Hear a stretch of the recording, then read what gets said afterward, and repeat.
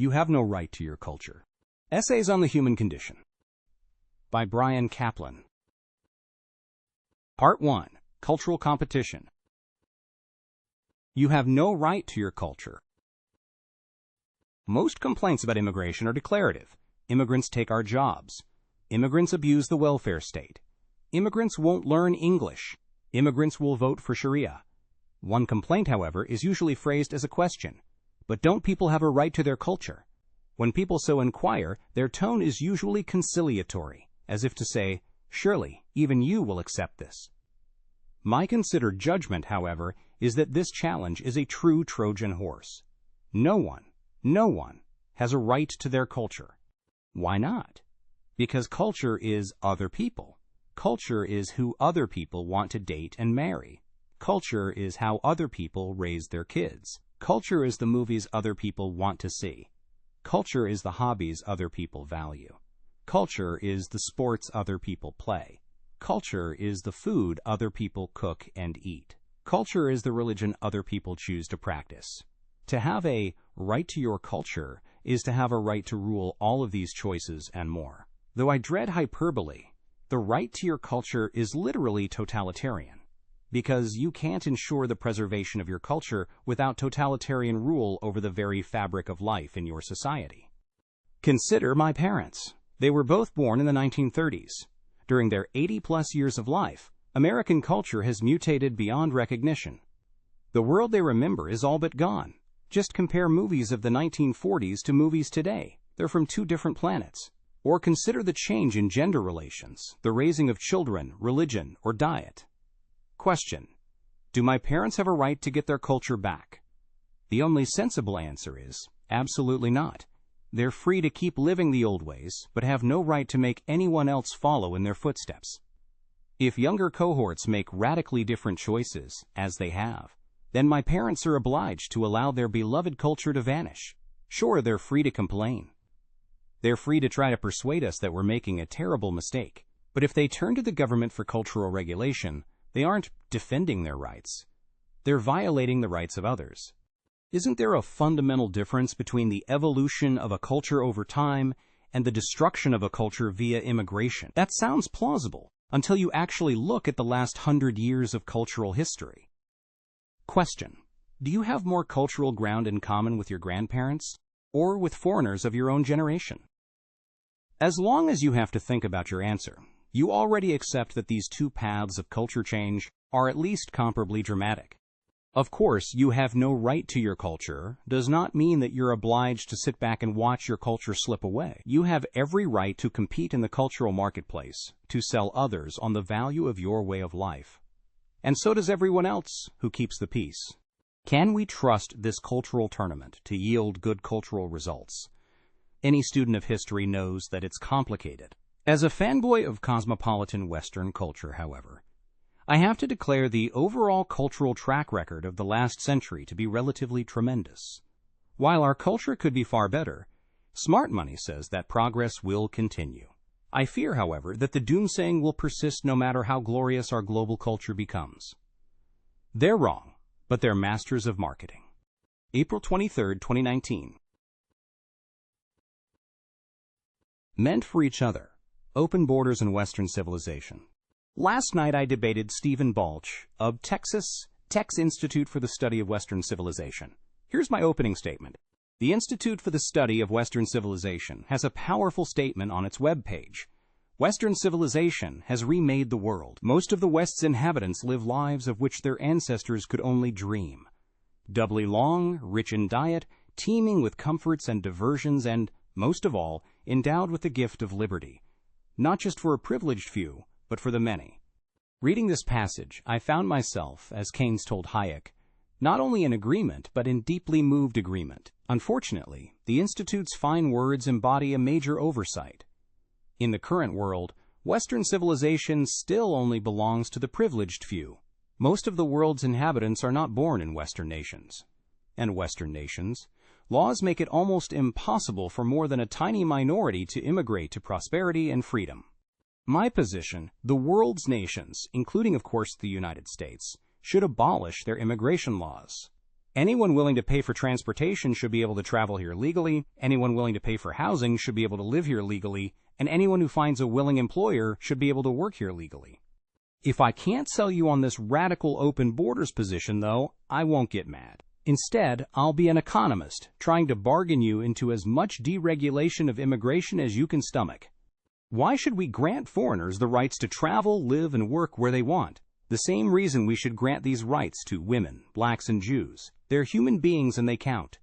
Is this asking too much? No. I'm not proposing that we give foreigners homes or jobs.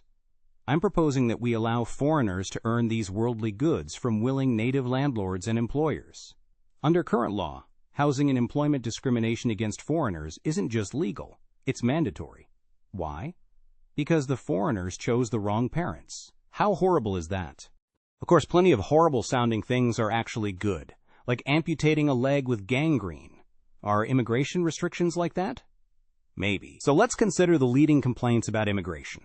For each complaint, I answer two questions. First, how real is the problem? Second, assuming the problem is real, are there cheaper and more humane remedies than lifelong exile from Western civilization?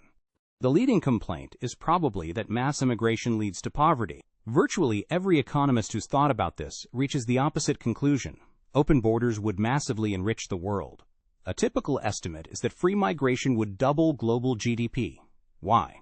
Because the status quo traps most of the world's labor in dysfunctional economies, where people produce at a fraction of their full potential.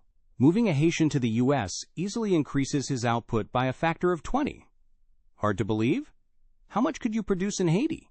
Would a massive influx of foreign labor drive down native living standards? It depends on what the native does. Immigration of workers who produce what you produce hurts you. Immigration of workers who produce what you consume helps you. New immigration is like new technology. Driverless cars will be bad for taxi drivers, but enrich everyone else. The net effect, as the history of Western civilization plainly shows, is clear-cut. Mass production is the mother of general prosperity. Still worried? There's a cheaper and more humane remedy than keeping foreigners out.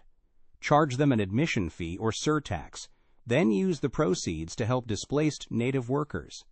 The second most popular complaint is that mass immigration is a massive burden on taxpayers. Milton Friedman himself famously declared, "You cannot simultaneously have free immigration and a welfare state." The social science, however, tells a different story. The average immigrant pays about as much in taxes as he uses in benefits. If this seems hard to believe, consider two things. First, other countries have already paid for adult immigrants, education, so we don't have to. Second, a lot of government services, most obviously defense and debt service, can be consumed by a larger population for no extra charge. Still worried? There's a cheaper and more humane remedy than keeping foreigners out. Make them eligible to work, but not collect benefits.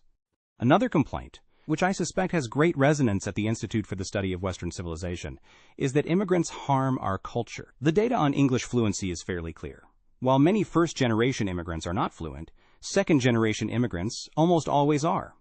Broader measures of culture are harder to pin down, but I'll say this.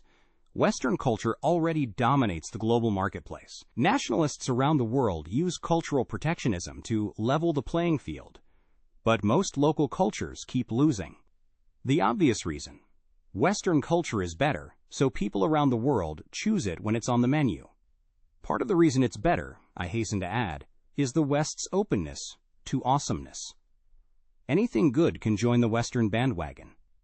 That's why Arabic numerals are a triumph of Western civilization. My challenge to the fans of Western culture: given its current global success, imagine how much more dominant Western culture would be if people around the world were free to vote with their feet for whatever culture they prefer. Still worried? There's a cheaper and more humane remedy than keeping foreigners out. Admit anyone who passes a cultural literacy test. A final common complaint is that immigrants will vote for bad policies, transforming our country into one of the dysfunctional societies they fled. Here, the data do show that the foreign-born are more economically liberal and socially conservative. They are, in a word, less libertarian. But the difference is moderate, and the foreign-born have very low voter turnout anyway. Furthermore, there is good evidence that ethnic diversity reduces native support for the welfare state. This is a standard story about why the U.S. welfare state is smaller than Europe's. We're a lot more diverse, and people don't like supporting outgroups. The net political effect of immigration, then, is unclear. The data, moreover, show little effect. For every California, there's a Texas. Still worried? There's a cheaper and more humane remedy than keeping foreigners out. Admit them to live and work, but not to vote. I won't sugarcoat things. Free migration is a radical change, but radical change in the direction of human freedom is as Western as Shakespeare. Freedom of religion was a radical change. Abolition of slavery was a radical change. Ending Jim Crow was a radical change. Before they were tried, people feared that such radical changes would destroy Western civilization. After the changes were tried, though, people realized that state religion, slavery, and mandatory discrimination were never compatible with Western civilization's commitment to individual freedom. Imagine how you would react if the world's governments denied you the right to live and work where you please because you chose the wrong parents. Does that sound like the glory of Western civilization to you? I think not.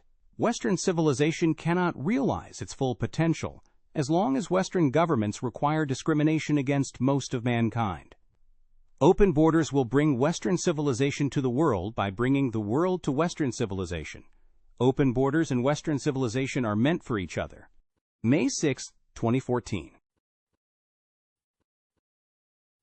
Hard questions about the Protestant Reformation. Today is the 500th anniversary of the birth of the Protestant Reformation. Martin Luther published his 95 Theses precisely half a millennium ago. It's tempting for libertarians to celebrate this day as a great victory for freedom of speech and freedom of religion, but the Reformation's main fruit was over a century of horrifying warfare. The 30 Years' War, with a death toll around 8 million, is the best known. The French Wars of Religion claimed yet another 3 million lives. These numbers are even more gruesome when you remember that Europe's population was far lower back then. For 1500 AD, Angus Madison assigns 12 million to Germany and 15 million to France. For what did these millions die? The standard story, as far as I can tell, is that the Reformation helped free Christianity from the corruption of the papacy. Priests stopped scalping tickets to heaven and supporting their mistresses with the proceeds. Is that supposed to be worth millions of lives? Even if you think that some specific version of Protestantism is the correct religion, earnest marginal thinking is in order. How much closer to salvation is mankind, thanks to all the extra earthly suffering the Reformation wrought? Faced with these sanguinary facts, libertarians can obviously point out that if all Christendom believed in freedom of speech and religion, each and every bloodbath would have been averted. Undeniable. But this dodges the hard question. What should the initially dominant Catholic Church have done differently? We can easily imagine that if Catholics had been less repressive, the cycle of violence would have been contained. Yet that's far from clear. If you read Luther or Calvin, they sure sound like unilaterally violent fundamentalists. And what if the Catholic Church had tried to swiftly and decisively crush the Reformation in the cradle, instead of mixing repression with negotiation and reform? Even if cradle crushing had failed, it's hard to believe the ensuing violence would have been worse than what happened.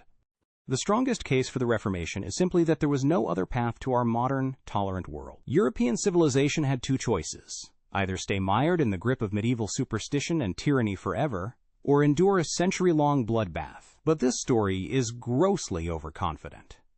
Despite the Protestant challenge, the Catholic Church utterly prevailed in countries like France, Spain, and Italy. In the 20th century, though, it was defeated not by rival religions, but by French, Spanish, and Italian apathy. And you can't help but notice, this defeat by apathy was almost perfectly bloodless.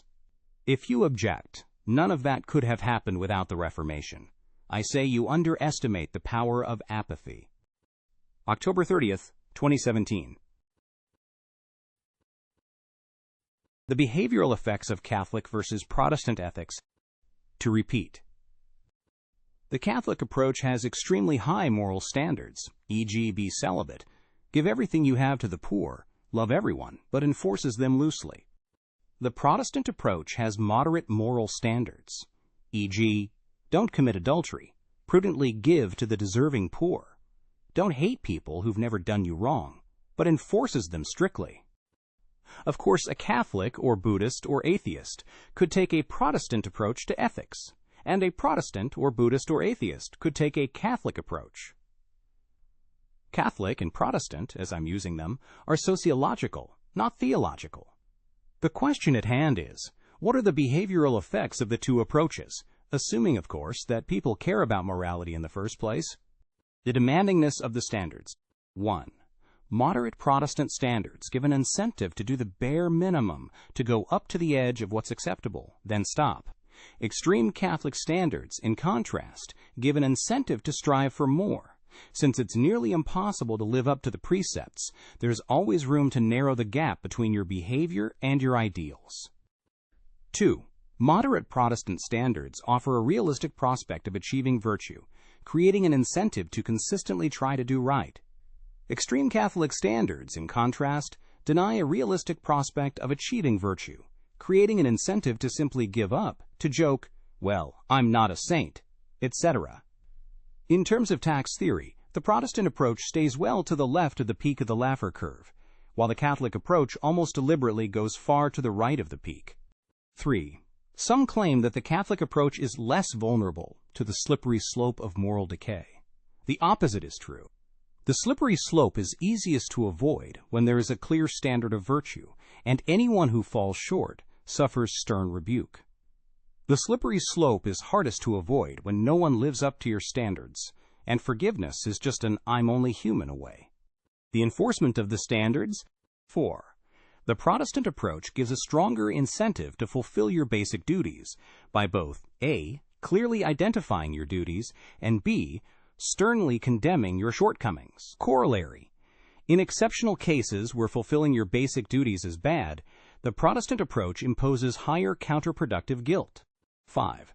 The Catholic approach, in contrast, imposes moderate counterproductive guilt on virtually everyone. After all, it frowns on even eminently defensible activities like working hard to get ahead, having sex with your spouse, or failing to love people you've never met. Overall, we can imagine scenarios where Catholic standards give better incentives than Protestant standards. But they're pretty fanciful. In the real world, only a tiny minority surpasses the standards of bourgeois respectability, no matter how many times they hear about the lives of the saints and hermits. As a result, the payoff of high Catholic standards is small at best. Some people claim that Catholic standards are better for people with low cognitive ability. They're mistaken. Kids have low cognitive ability, and how do we get them to behave? By setting absurdly high standards, calling them all sinners, and then forgiving them for being human? Of course not. We get kids to behave by setting clear-cut, realistic standards, such as don't hit people, and then consistently punishing deviations. What about the Victorian variant? Extremely high moral standards plus selective enforcement, loose for elites, stricter for the masses. For the elites, Victorianism just duplicates the Catholic approach. For the masses, the effects are less clear. Are the masses supposed to live under Catholic standards combined with Protestant enforcement? Sounds like hell on earth. Are the masses merely supposed to live under marginally less forgiving Catholic standards? This gives the masses an extra incentive to avoid very bad behavior, but simultaneously raises their default level of guilt for merely existing. In my experience, the Victorian standards proponents hail its flexibility. Some people need strict rules, others don't. But if we're talking about the putatively dissolute masses, the Protestant approach has major advantages over the Victorian.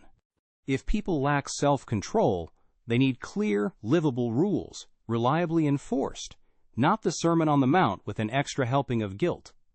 If we're talking about elites, I have to ask, what is so great about giving elites the flexibility to commit adultery, disregard the rights of others, or vent hatred against harmless strangers? Yes, we can construct bizarre hypotheticals where you have to cheat on your wife or rant against the Jews to save mankind. But in real life, what is to be gained by forgiving affronts to common decency? Perhaps I'm so Protestant that I can't even grasp the hidden wisdom of the Catholic or Victorian approaches, but I doubt it. In the real world, the Catholic and Victorian approaches simply have little to recommend them. Both would do well to reflect on the wisdom of Mark Twain. Always do right. This will gratify some people and astonish the rest. April 17, 2012. How I'd Sell Civilization to Cavemen. Geoffrey Miller's Spent begins with an imaginary dialogue between a modern man, you, and a couple of cavemen, Gerard and Giselle. You're trying to sell them on modern civilization, but you're thwarted at every turn. First, you fail to sell Gerard. Gerard. So man from future, with this money stuff, could I buy 20 bright young women willing to bear my children? You. No, Gerard. Since the abolition of slavery, we can't offer genuine reproductive success in the form of fertile mates for sale. The back and forth continues, but at the end, you've got to admit that modern civilization can't offer Gerard much more life or reproductive success. Next, you fail to sell Giselle. Giselle, man from future. Can I buy a handsome, high-status, charming lover who will never ignore me, beat me, or leave me? You. No, Giselle. But we can offer romance novels that describe fictional adventures with such lovers. Finally, in desperation, you start listing camping gadgets, steel knives, backpacks, and shoes. But when an elderly cave woman asks, "What's the catch?" honesty compels you to respond. All you have to do is sit in classrooms every day for 16 years to learn counterintuitive skills, and then work and commute 50 hours a week for 40 years in tedious jobs for amoral corporations, far away from relatives and friends, without any decent childcare, sense of community, political empowerment, or contact with nature. I've got a lot to say about spent, but I'll start by insisting that any half-decent salesman could sell civilization to cavemen. The salesman should start by mentioning that civilization ends hunger. In fact, by working for an hour or two a day, you can go to a grocery store and choose between tens of thousands of tasty foods. If that's not enough, civilization keeps people warm in the winter, cool in the summer, and dry all year long. And even if it doesn't drastically raise adult life expectancy, civilization does wonders for infant and child mortality. Do you think cavemen might miss their kids when they die? If so, civilization has much to offer them. Okay, how should the civilization salesman deal with Gerard and Giselle's amorous questions? He could show them pictures of our movie stars, more attractive than any caveman or cavewoman could conceive. In the interests of full disclosure, the salesman should add that movie stars are exceptionally good-looking, but that almost every civilized human looks better than the average Cro-Magnon. What about the school and work expectations that civilization imposes upon us? A wise but honest salesman should point out that civilization offers all kinds of job options. You can still enjoy food, shelter, etc., even if you take an easy job, dislike commuting, want to live near family and friends, or desire contact with nature. To close the deal, the salesman should offer the cavemen a few leading questions. Do you ever get bored of hunting and gathering? Fed up with meddlesome relatives? Well, civilization gives you a choice. Spent goes on to attack economists for our indifference to marketing. Frankly, though, Miller's not setting a very good example for us. Economists may need to raise our social intelligence, but even we know how to sell heat to Eskimos. July 15, 2009. Democracy in Singapore. How is one-party rule possible? Americans often describe Singapore as a quote-unquote dictatorship. I've occasionally done so myself. After further study, though, I've concluded that this view is simply wrong. Singapore is a democracy in practice, as well as theory. Yes, the ruling People's Action Party has 82 out of 84 seats and has held the reins of power for the country's entire history. But Singapore follows the rules of British parliamentary politics. Opposition is legal. It just doesn't win. Like most Americans, my natural reaction to these facts is to assume massive corruption. No party can win 82 out of 84 seats, honestly, can it? But when you delve deeper, you'll find almost no supporting evidence for these suspicions. Singapore gets stellar scores on Transparency International's Corruption Perceptions Index. Even more amazingly, the World Bank's Governance Matters Index gives Singapore near-perfect scores in every area, except voice and accountability. Neutral observers basically say that Singaporean democracy is honest, but unresponsive. Learning these facts left me even more puzzled than I started. Singapore seems to be sui generis. Where else on earth does honest democracy lead to total domination by a single party? After extensive reflection, though, it hit me. Instead of comparing Singapore to other democratic countries, I should compare it to other democratic cities. There are many major cities in the United States where one party wins supermajorities year after year. Democratic mayors have continuously ruled in San Francisco longer than Singapore has been an independent country. And while corruption plays a role in American urban politics, think of the notorious Daily Machine. Corruption is hardly necessary for one-party rule. Why is it easier to have a one-party city than a one-party country? There are probably a lot of reasons, but the most obvious is that smaller polities, measured in terms of both population and land area, are less diverse. 3 million people squeezed into a few square miles might converge on a single worldview. 300 million people spanning a continent almost certainly won't. Notice, moreover, that size matters on both the demand and supply sides of politics. On the demand side, smaller polities have less voter disagreement about the kind of politicians they want. On the supply side, smaller polities have less diverse candidates to offer. If Singapore had 100 times as many people as it does, it would be a lot more likely to contain a Ross Perot, ready to spend his fortune to challenge the status quo. Question. I've named one mechanism underlying one-party urban democratic politics. What are some others? November 28, 2008.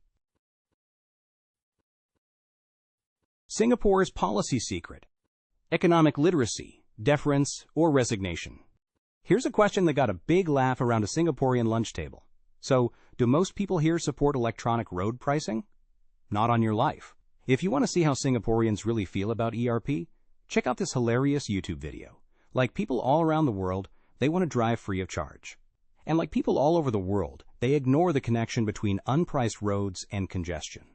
Never mind that over the border on the unmetered streets of Kuala Lumpur, people can easily sit in traffic for an hour. This ERP question inspired a deeper discussion, and one of the highlights of my trip. I spoke before an audience of about 15 young Singaporean civil servants. During the Q&A, my host, Donald Lowe, turned the tables on the audience. He quoted this post. My biggest and potentially most sensitive question. Do Singaporeans actually support their uniquely efficient policies? An earlier study found that Hong Kongers are statist at heart. Are Singaporeans any different? My suspicion is that the source of Singapore's success is not the public's unusually high economic literacy, but its unusual deference to economically literate elites. Will experience confirm my suspicions? Donald then asked each attendant to answer my question. To be more precise, he asked them to choose between 3 explanations. 1. Unusually high economic literacy. 2. Deference to elites. The belief that Singaporean elites know what they're doing and deserve support. 3. Resignation. The belief that regular Singaporeans can't affect policy, so there's no use trying. When I was planning my trip to Singapore, several people told me that Singaporeans wouldn't want to discuss this issue. They were dead wrong. Every attendant answered the question, and none of the answers were sugar-coated. Most attendants said a mix of deference and resignation, with slightly more emphasis on deference. Only 1 or 2 people said that the public's economic literacy mattered, and even they put it last in importance. Admittedly, this informal survey suffers from potentially severe selection bias. Perhaps civil servants exaggerate the incompetence of the public to make themselves feel important. But I suspect that if selection bias plays a role, it goes in the opposite direction. Civil servants are more likely to exaggerate the popularity of their policies to make themselves feel well-liked. The fact that resignation remains a popular answer is telling. The architects of policies like ERP might like to fantasize that the public loves their work, but daily experience gets in the way. November 26, 2008. Hong Kong statist at heart? Hong Kong has had the freest economy in the world since 1970, the earliest year covered by the Economic Freedom of the World dataset. Indeed, it's higher now under the communists than it was in the 80s, and it's hard to deny that Hong Kong has been an economic miracle since World War II. So even though Hong Kong was not a democracy before the communist takeover, it's very tempting to believe that the people of Hong Kong would have voted to retain, if not initially adopt, the free market policies they had. Public attitude toward laissez-faire in Hong Kong, a fascinating but overlooked paper, Asian Survey 1990, by Lau Siu-kai and Quan Xin-chi, shows this is just wishful thinking.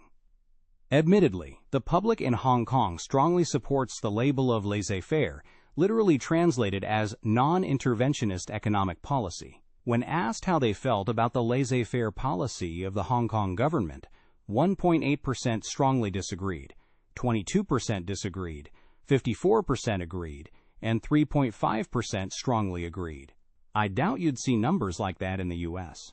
But it turns out that Hong Kong's support for laissez-faire is only skin-deep. As soon as you ask people their opinions about specific interventionist policies, all of which, note the authors, have either not been performed by the government or performed only very light or rarely, they show their true statist colors.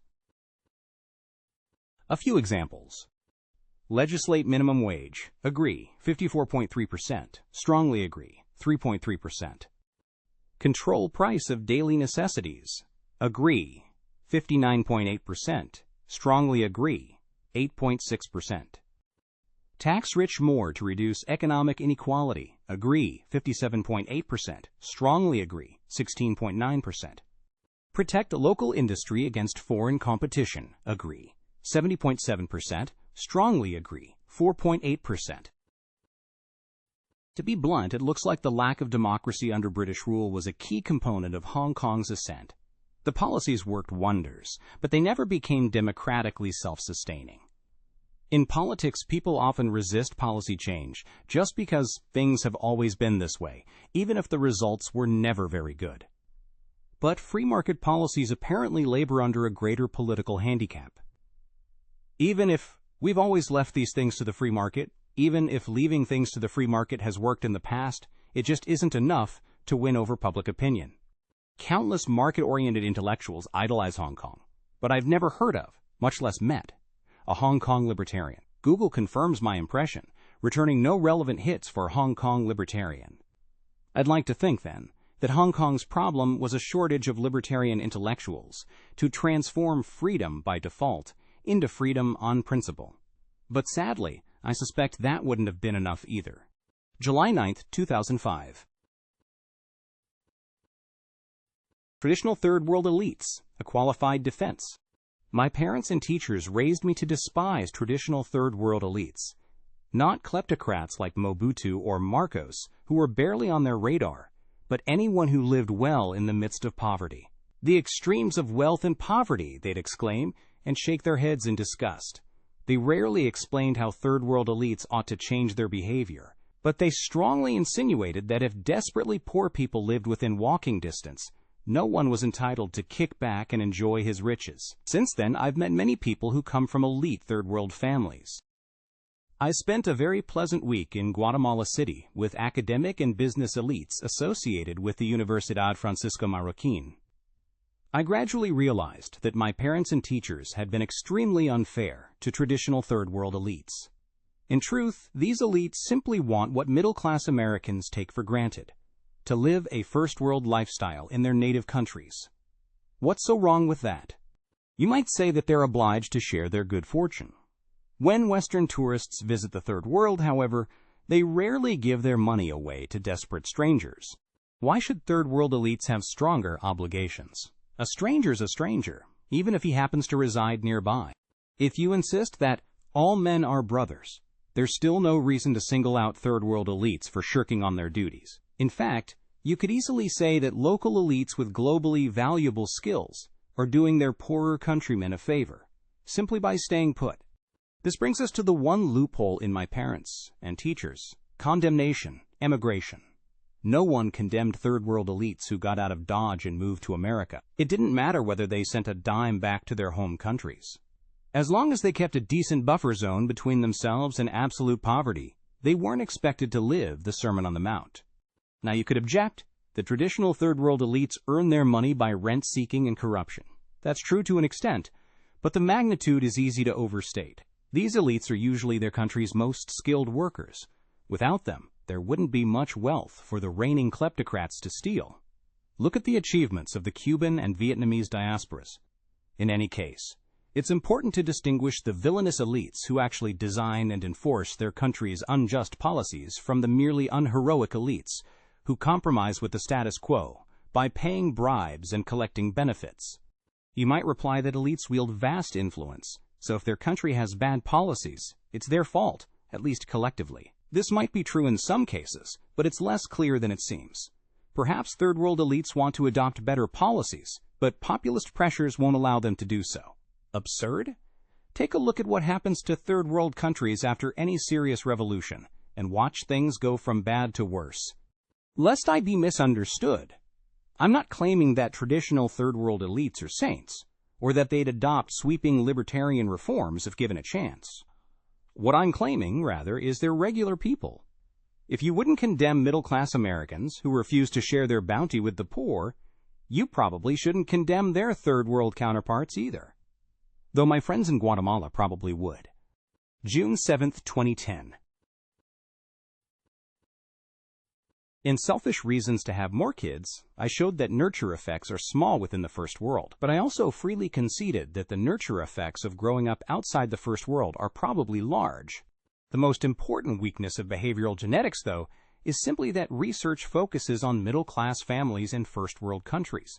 The results might not generalize. Twin and adoption studies almost never look at people in third world countries. So you shouldn't conclude that Haitian orphans would turn out the same way if raised in Sweden. Twin and adoption research only show that families have little long-run effect inside the first world. Bringing kids to the first world often saves their lives. Over 13% of the children in Malawi, the African nation that initially denied Madonna's petition to adopt a 4-year-old orphan, don't survive their first 5 years. And survival is only the beginning. Life in the first world spares children from hunger, disease, and harsh labor, and opens vast opportunities that most of us take for granted. Merely moving an adult Nigerian to the United States multiplies his wage about 15 times. Imagine the benefit of giving a Nigerian child an American childhood and an American education. During the last month, I've delved much more deeply into this subject. As you might expect, there is a sizable literature on the effects of international adoption. The evidence on physical benefits is strong and clear-cut. Toddlers adopted from the third world are tragically below normal on height, weight, and head circumference on arrival. D is effect size in standard deviations. Within 8 years, however, these adoptees close about 75% of height and weight deficits and about 35% of the head circumference deficit. But what about intellectual benefits? Average IQs in third world countries are quite low, mid to high 80s for Latin America, mid-80s for the Middle East, low 80s for South Asia, 70s or even lower for sub-Saharan Africa. Before we turn to the evidence, however, there's a major complication. In the first world, children adopted by smarter parents get somewhat higher IQ scores. Unfortunately, these benefits fade out by adulthood. Me again. Twin and adoption research on young children's intelligence always finds nurture effects. The younger the child, the more parents matter. A team of prominent behavioral geneticists looked at major adoption studies of IQ. They found moderate nurture effects for children versus none for adults. Suppose an adoptee grows up in a family with a biological child at the 80th percentile of IQ. During his childhood, we should expect the adoptee to have a higher IQ than 58% of his peers. Nurture effects were largest for the youngest kids under observation, 4 to 6-year-olds. An average child of this age raised in a high IQ home will typically test higher than 63% of his peers. Not bad, but it doesn't last. The upshot is that measuring the IQs of third world adoptees when they're children isn't very informative. Even if they show large gains, the gains could easily be fleeting. Instead, we should wait and measure those kids' IQs when they're adults. I had to read a pile of papers, but in the end, I found what I was looking for. Dallin et al. S. Educational Attainment and Cognitive Competence in Adopted Men. Children and Youth Services Review, 2008, looks at Swedish conscripts, cognitive test results for A342, 526 non-adopted Swedes, 780 adoptees from South Korea, and 1558 adoptees from other non-Western countries. Subjects were roughly 18 years old when they took the test. At my request, Bo Vinnerljung, one of the authors, shared the nationality breakdown for the other non-Western countries. India, 21%, Thailand, 19%, Chile, 13%, Sri Lanka, 9%, Colombia, 9%, Ethiopia, 8%, Ecuador, 7%, with the remainder from a wide mix of small groups, e.g., Poland, Peru, Bolivia, a few from other sub-Saharan Africa countries, and a small group. Suppose you plug in the most commonly used estimates of IQ by country, assign each of Vinnerljung's small groups equal shares of the remainder, and assume international adoptees are average for their home country. than if they'd stayed in their birth countries. The other non-Western adoptees would have a mean IQ of only 84. So how smart were these other non-Western adoptees at maturity, approximately 18 years old? Let's normalize the scores. So overall, Swedish IQ is 99, a typical estimate, with a standard deviation of 15. Then other non-Western adoptees' average score was 88. 4 IQ points may sound modest, but it's one of the biggest environmental effects on adult IQ in the literature. The real magic happens, though, when we look at the breakdown by age of adoption, provided in this companion paper by Odenstad et al. Does age at adoption and geographic origin matter? Psychological Medicine, 2008. Other non-Western by age at adoption. 0 to 6 months, IQ 90. 7 to 12 months, IQ 88. 13 to 18 months, IQ 89. 19 to 24 months, IQ 89. 2 to 3 years, IQ 87. 4 to 5 years, IQ 85. 7 to 9 years, IQ 76. Since adoptees, biological families, are generally underachievers even by third world standards, the true IQ benefit of adoption at birth is probably even greater than it looks. Adoptees raised by their biological families could easily have had an average IQ of only 80, implying that early adoption eliminated over half their cognitive deficit. At this point, you may be asking, wait, what about the Korean adoptees? They did slightly better than regular Swedes, but markedly worse than regular South Koreans, average national IQ 106. Their results by age of adoption show no clear pattern. Korean IQ by age at adoption. 0 to 6 months, IQ 100. 7 to 12 months, IQ 98. 13 to 18 months, IQ 106. 19 to 24 months, IQ 100. 2 to 3 years, IQ 103. 4 to 5 years, IQ 97. 7 to 9 years, IQ 99. If you're using international adoption data to test the view that international IQ differences are 100% environmental, the contrasting performance of Korean and non-Korean adoptees is bound to be disturbing. Sure, you can blame all remaining gaps on prenatal environment, but if equalizing a vast array of postnatal experiences leaves a big gap, what makes you so sure that equalizing prenatal experiences would make the gap vanish? If you're using international adoption data to test the view that international IQ differences are 100% genetic, however, the performance of the non-Korean adoptees is powerful testimony to the wonder of first-world upbringing. Suppose the earliest adoptees are average for their home country. Then growing up in Sweden raises their adult IQs by 0.4 SDs 40% of the huge IQ gap between Sweden and adoptees' countries of origin. And since even the earliest adoptees are likely below average for their home country, the true gain is probably larger still. International adoption doesn't make international IQ gaps vanish, but it plausibly cuts them in half.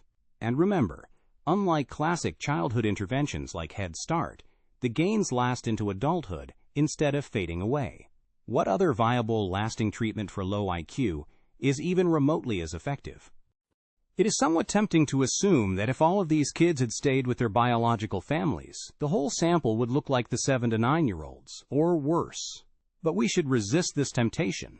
Many of the 7 to 9-year-old non-Koreans probably grew up in hellish orphanages, which seem noticeably worse for IQ than the typical third-world home. Furthermore, late adoptees plausibly had extra developmental problems that partially caused their delayed adoption. September 18, 2017. The wonder of international adoption, high school grades in Sweden. Moving young children from the third world to Sweden wipes out about half of their national IQ deficit. What about performance in high school? Vinnerljung et al. School performance at age 16 among international adoptees, International Social Work 2010, compiles the numbers, once again breaking them down by regular Swedes, Korean adoptees, and non-Korean adoptees. Since these are high school students rather than conscripts, the data include women, yielding a much larger sample. But otherwise, the national origin of the adoptees is basically the same as in Dahlen et al., 2008, and Odenstad et al., 2008. India, Thailand, Chile, Sri Lanka, Colombia, Ethiopia, and Ecuador top the list. To start, imagine growing up in Sweden had zero effect on high school performance. How would the non-Korean adoptees do? As discussed earlier, if the non-Koreans had average IQ for their home countries, their mean IQ would be 84.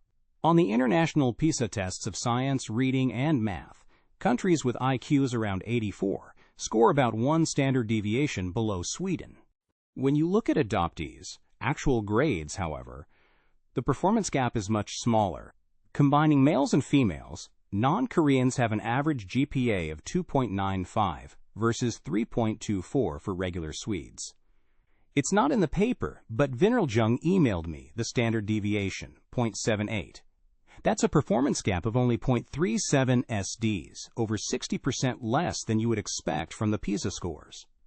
The gap is even smaller for non-Koreans who were adopted as infants. And as I emphasized in my previous post, we should expect the international adoptees to be below average for their home countries, so the grade gain of growing up Swedish is probably even greater than it looks. What about the Korean adoptees? They once again do better than regular Swedes, with an average GPA of 3.42. That's an edge of 0.24 SDs, almost exactly the PISA gap between Sweden and Korea. For grades, like IQ, there are two stories to weave. The pessimist can say, even in Sweden, non-Koreans' performance in school is well below average. The optimist can say, non-Koreans in Sweden do much better than they would have done back home. While both stories are correct, the latter is far more insightful. The fact that non-Koreans underperform in Swedish schools is obvious at a glance. The fact that non-Koreans excel compared to the relevant counterfactual, in contrast, is easy to miss. Wherever you're from, Sweden is a good place to learn. The PISA gap is roughly 100 points, and scores are normed to have a standard deviation of 100. This slightly overstates Korean performance, because the Korean adoptees are over two-thirds female, and girls in all groups have higher GPAs than boys. If you separately compare genders, Korean boys are 0.18 SDs, and Korean girls are 0.18 SDs above the mixed-gender Swedish average. September 20th, 2017. A hardy weed, how traditionalists underestimate Western Civ. Last month I debated Stephen Balch from Texas Tech's Institute for the Study of Western Civilization. As I perused their website, I realized that despite our differences on immigration, we had a lot of common ground. This jumped out at me. Western civilization has remade the world. Most of the West's inhabitants live lives of which their ancestors could only dream. Doubly long, rich in diet, teeming with comforts and diversions, and, most of all, endowed with the gift of liberty, not just for a privileged few, but for the many. During our exchange, however, Balch rarely discussed the wonders of Western civilization. Instead, he emphasized its fragility. Preserving Western civilization is a constant struggle, even without immigrants, he said. Every 20 years we breed a new generation of barbarians called children. To preserve our society, we have to teach each wave of juvenile barbarians to appreciate the Western civilization that makes everything possible. Admitting non-Western immigrants places even more stress on our limited civilizing resources. My question, does it really make sense to praise Western civilization to the skies, then lament its fundamental fragility? Imagine someone told you, the Tesla is the best car in history, but it explodes unless you wash it 3 times a day. The obvious response is, a car that requires that much maintenance to avoid disaster sounds like a crummy car, all things considered. This is especially true because even dysfunctional cultures normally maintain themselves with ease. Self-perpetuation is what cultures do. The enemy of Western civilization could leap on Balch's angst. Western civilization's biggest fans admit it has an eggshell skull. This morbid fragility demands a negative evaluation, even if everything else pro-Western thinkers claim is true. Fortunately, the fragility thesis is flat wrong. There is absolutely no reason to think that Western civilization is more fragile than Asian civilization, Islamic civilization, or any other prominent rivals. At minimum, Western civilization can and does perpetuate itself the standard way. Sheer conformity and status quo bias. But saying that Western civilization is no more fragile than other cultures is a gross understatement. The truth is that Western civilization is taking over the globe. In virtually any fair fight, it steadily triumphs. Why? Because, as fans of Western Civ ought to know, Western Civ is better. Given a choice, young people choose Western consumerism, gender norms, and entertainment. Anti-Western governments from Beijing to Tehran know this to be true. Without draconian censorship and social regulation, Westoxification will win. A big part of the West's strength, I hasten to add, is its openness to awesomeness. When it encounters competing cultures, it gleefully identifies competitors' best traits, then adopts them as its own. By the time Western culture commands the globe, it will have appropriated the best features of Asian and Islamic culture. Even its nominal detractors will be westernized in all but name. Picture how contemporary Christian fundamentalists' consumerism and gender roles would have horrified Luther or Calvin. Western Civ is a good winner. It doesn't demand total surrender.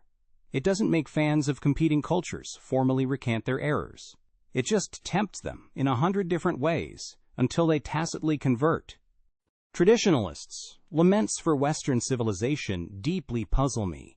Yes, it's easy to dwell on setbacks. In a world of 7 billion people, you can't expect Western culture to win everywhere every day. But do traditionalists seriously believe that freshman Western Civ classes are the wall standing between us and barbarism? Have they really failed to notice the fact that Western civilization flourishes all over the globe, even when hostile governments fight it tooth and nail? It is time for the friends of Western civilization to learn a lesson from its enemies. Western Civ is a hardy weed. Given half a chance, it survives, spreads, and conquers peacefully. June 23, 2014. Part 2. Human Universals. My profound understanding of human nature. During my recent interview with Andrew Sullivan, he repeatedly accused me of being totally oblivious to the realities of human nature. In his view, I hew to an absurdly economistic view of what people are really like. In reality, people care about culture, identity, and community at least as much as they care about material consumption. Indeed, this is how practically everyone describes themselves, right? False humility aside, I maintain that my understanding of human nature is far deeper than Sullivan's. Indeed, my understanding of human nature is nothing short of profound. Like Sullivan, I am well aware that human beings routinely claim to place supreme value on culture, identity, community, and so on. Unlike Sullivan, however, I refuse to take such hyperbolic claims at face value. Actions really do speak louder than words. And the vast majority of people who claim to place supreme value on culture, identity, or community show otherwise with their deeds. In the interview, I presented Sullivan with a simple hypothetical. What do you say about a Christian who insists, "My religion is the most important thing in my life, yet never goes to church"? I say this is mighty evidence that this self-styled Christian dramatically overstates her religious commitment. Most important thing? More like thing of marginal importance at most. Sure, she could change my mind if she read the Bible for 10 hours a week, or habitually discussed religion on social media, or spent Sundays knocking on neighbors' doors to ask them to adopt Jesus as their personal savior. But when someone puts little effort into something they claim is extraordinarily important to them, we should conclude that their self-description is false. Why would a human being say such falsehoods? Sometimes they're consciously lying. More often, they're just too intellectually lazy to check their words for accuracy. Either way, their underlying motive is to say things that sound good to yourself and other people. Why bother? To feel good about yourself and persuade other people to feel good about you. Saying what sounds noble and doing what feels pleasant. Now that's human nature. What does this have to do with culture, identity, or community? Simple. If you passionately care about such things, you will pay a lot of time and money to get a heavy dose. If you are passionate about being Irish, for example, you will pay a sizable premium to live in an Irish community. If you are passionate about patriotism, you will be an active member of groups like the American Legion. If you are passionate about your community, you'll regularly volunteer to beautify it. Yet, as we know, only a tiny minority of people do anything in this ballpark. Yes, I know that humans are heterogeneous. People who voluntarily live in communes show by their actions that their community is deeply important to them. Yet, the vast majority of people who don't voluntarily live in communes, ipso facto, show a lower level of commitment, with the median just a little above 0. Can't we just express our deep commitments via voting? Absolutely not. In any real-world election, the probability that you change an electoral outcome is near zero. For practical purposes, then, voting is talk, not action. Voting is on par with threatening to leave the country because your side loses an election. To count as action, you would actually have to follow through with your threat. Hardly anyone does.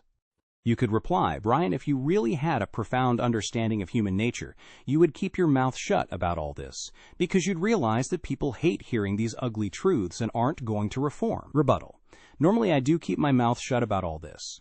I share my profound understanding of human nature with the rare minority of people who are genuinely curious about the social world. Self-selected folks like you, dear EconLog readers. June 24, 2021. A Hobbesian thought experiment. Suppose a random person is living on a desert island without hope of rescue. Call him the initial inhabitant, or another random person unexpectedly washes up on shore, coughing up water. Call him the new arrival, or N.A. While N.A. is helplessly gasping for air, what does I do? Just to make the story interesting, let's suppose that N.A. is much bigger than I. Thomas Hobbes' prediction on my reading is that I will immediately pick up a rock and murder N.A. And therefore, if any two men desire the same thing, which nevertheless they cannot both enjoy, they become enemies, and in the way to their end, which is principally their own conservation, and sometimes their delectation only, endeavor to destroy or subdue one another. And from hence it comes to pass that where an invader hath no more to fear than another man's single power, if one plant, sow, build, or possess a convenient seat, others may probably be expected to come prepared with forces united to dispossess and deprive him, not only of the fruit of his labor, but also of his life or liberty. And the invader again is in the like danger of another. And from this diffidence of one another, there is no way for any man to secure himself so reasonable as anticipation, that is, by force or wiles, to master the persons of all men he can so long till he see no other power great enough to endanger him. And this is no more than his own conservation requireth, and is generally allowed. Emphasis mine. Preemptive murder may seem paranoid, but here's the Hobbesian logic. If I waits for N.A. to catch his breath, N.A. will be strong enough to overpower him if he so desires. It's therefore in I's interest to kill N.A. before N.A. becomes a threat. In my view, the Hobbesian prediction is crazy. Virtually no one alone on a desert island would choose the route of preemptive murder. Yes, it's possible that N.A. will catch his breath and then attack. But it's far more likely that N.A. will catch his breath and say, "Boy, am I glad to see you. At least I'm not alone." And I will say the same thing back. Two normal humans in a Hobbesian scenario become fast friends, not mortal enemies.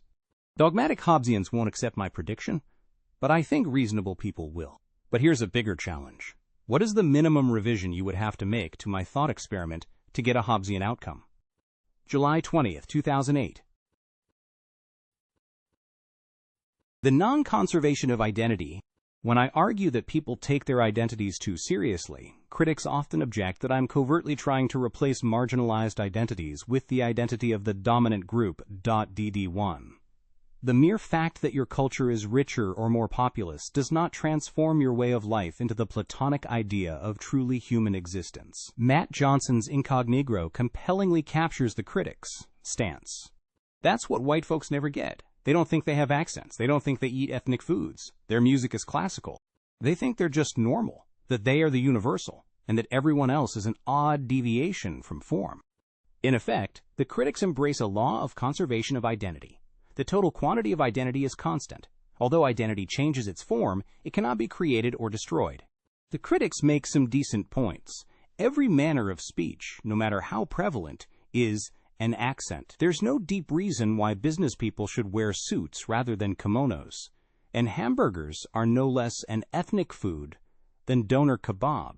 But the gripping claim is not that identity sometimes merely changes its form, but that the total quantity of identity is fixed. And on reflection, that's false. Picture an Orthodox Jew who stops observing Passover. He doesn't switch to a substitute holiday. He just stops celebrating an old one. His commitment to his ethno-religious identity has clearly eroded. perhaps to the great alarm of his community. Or compare two Lutherans. One refuses to marry a non-Lutheran. The other doesn't much care. The former clearly has a stronger sense of Lutheran identity than the latter. Or to take an extreme case, an Irishman willing to die for an independent Ireland has a stronger sense of Irish identity than one who'd rather not get involved. In each of these cases, identity has a volume dial that ranges from rootless to militant. Note the analogy to religion.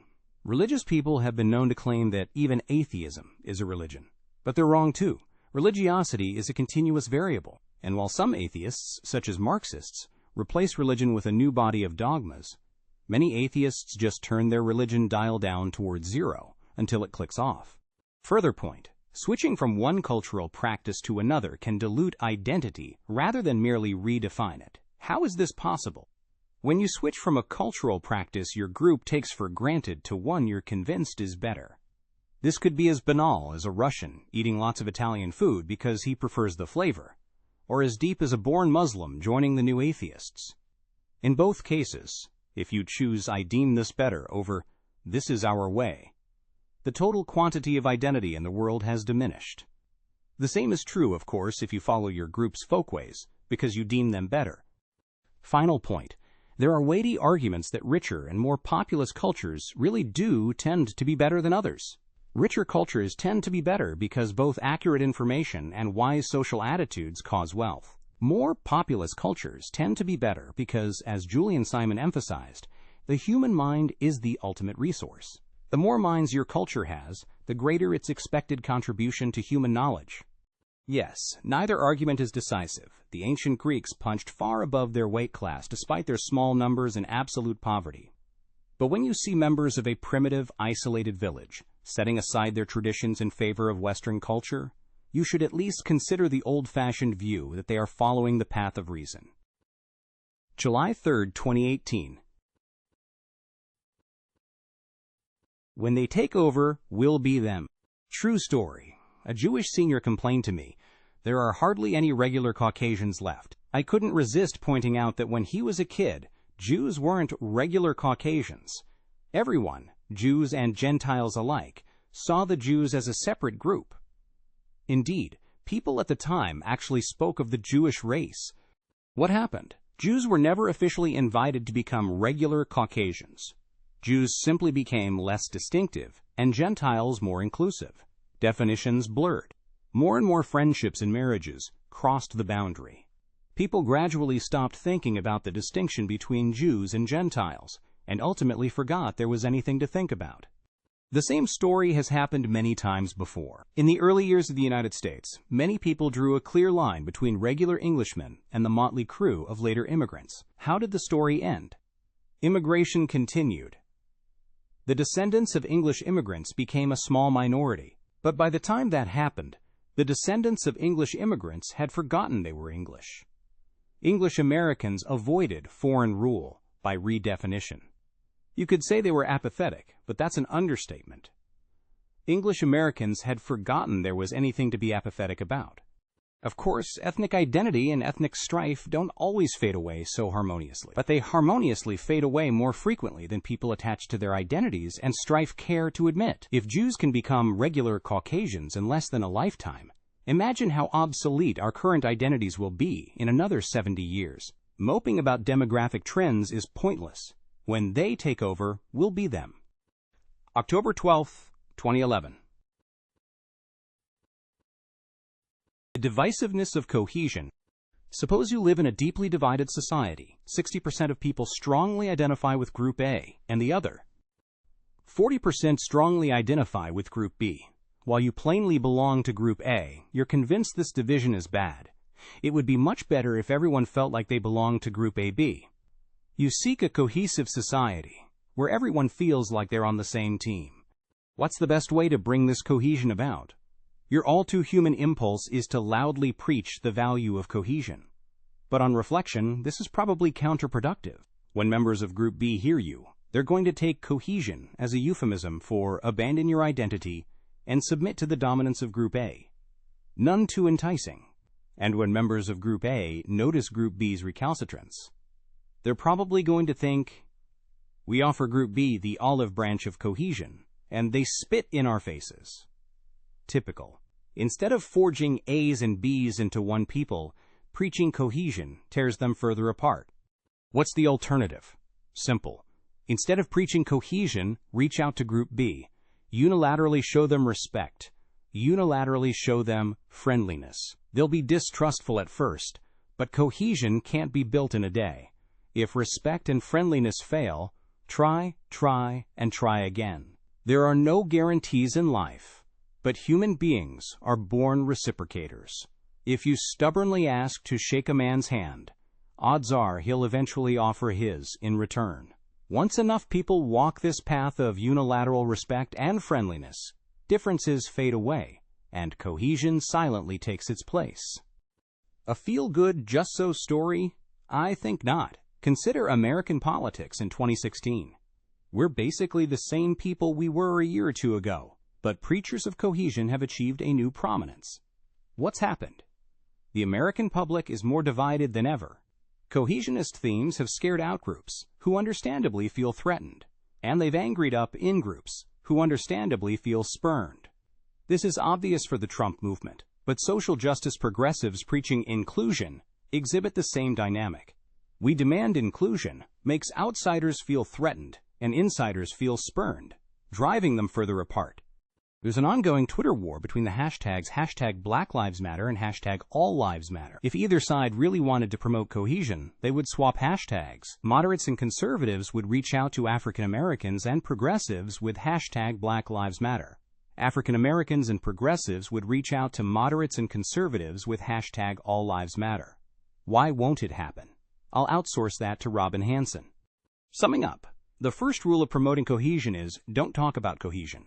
The second rule of promoting cohesion is, don't talk about cohesion. If you really want to build a harmonious, unified society, take one for the team. Discard your anger, swallow your pride, and show outgroups unilateral respect and friendship. End of story. P.S. Next week, I'll post if any of my election bets resolve. Otherwise, I'm hoarding my words for mid-November when election tempers have cooled. November 4th, 2016. Identity causes prejudice. Here's a rock-solid argument against racism, sexism, xenophobia, homophobia, or any other form of prejudice against an out-group. People are wrong to believe that there are important differences between us and them. We should treat the out-group the same as we treat the in-group, because the out-group and the in-group are, on average, the same. Thus, the cleanest argument against race-based employment discrimination is, workers of all races are equally productive. The cleanest argument against single-sex clubs is, men and women have the same personalities and interests. The cleanest argument against national origins immigration quotas is, people from all countries make equally good citizens. The cleanest argument for legal gay marriage is just as worthwhile for gays as it is for straights, and so on. This does not imply, of course, that group differences automatically justify unequal treatment. But group differences plainly complicate matters. As group differences grow, the case for equal treatment becomes more open to doubt. Almost no one complains when 90-year-olds have to renew their driver's licenses more frequently than 40-year-olds, because the average gap in driving ability between these two age groups is vast. So suppose you want to discourage prejudice. Anti-discrimination activists usually focus on people's perceptions about group differences. And if people overestimate group differences, fixing perceptions is indeed the obvious path. There is, however, another approach. Instead of trying to change what people think about group differences, you could try to shrink those differences. Though extreme bigots may cling to their negative views, the straightforward way to change what people think is to change what they see. Now here's what's weird. People who detest prejudice often do the opposite. Instead of trying to make differences go away, they accentuate them. How? By building group identity. Instead of saying, we're the same as you, so stop treating us badly, activists usually prefer to say, we're proud of our distinctive culture and attitudes, so stop treating us badly. Think about the dynamics. When the activists people hear this message, what's their natural reaction? To make their identity even more pronounced. After all, it's a great source of pride, so let's double down. When outsiders hear this message, similarly, their natural reaction is not to stop discriminating, but to dwell on this declaration of difference. If you're so proud to be different from us, they silently ask, Why shouldn't we treat you differently? From here, a vicious spiral of pride and prejudice ensues. Now you could object, if you'd treated us well all along, we wouldn't have sought solace in our group identity. But whoever you blame, the fact remains. Identity causes prejudice. This doesn't mean it's the sole cause of prejudice, but it is one important cause, and you can do something about it. The lesson: if you want prejudice to go away, don't tell people to be proud of their identities. Instead, ask them to focus on our common humanity, the sense that our differences are only skin deep. If you must have a sense of identity, make it not proud but casual. Despite what you've heard, appeasement usually works. When I describe myself as an openly nerdy man, both nerds and non-nerds laugh. No one worries about wounding my pride as a nerd, and that's just the way I like it. July 2nd, 2018.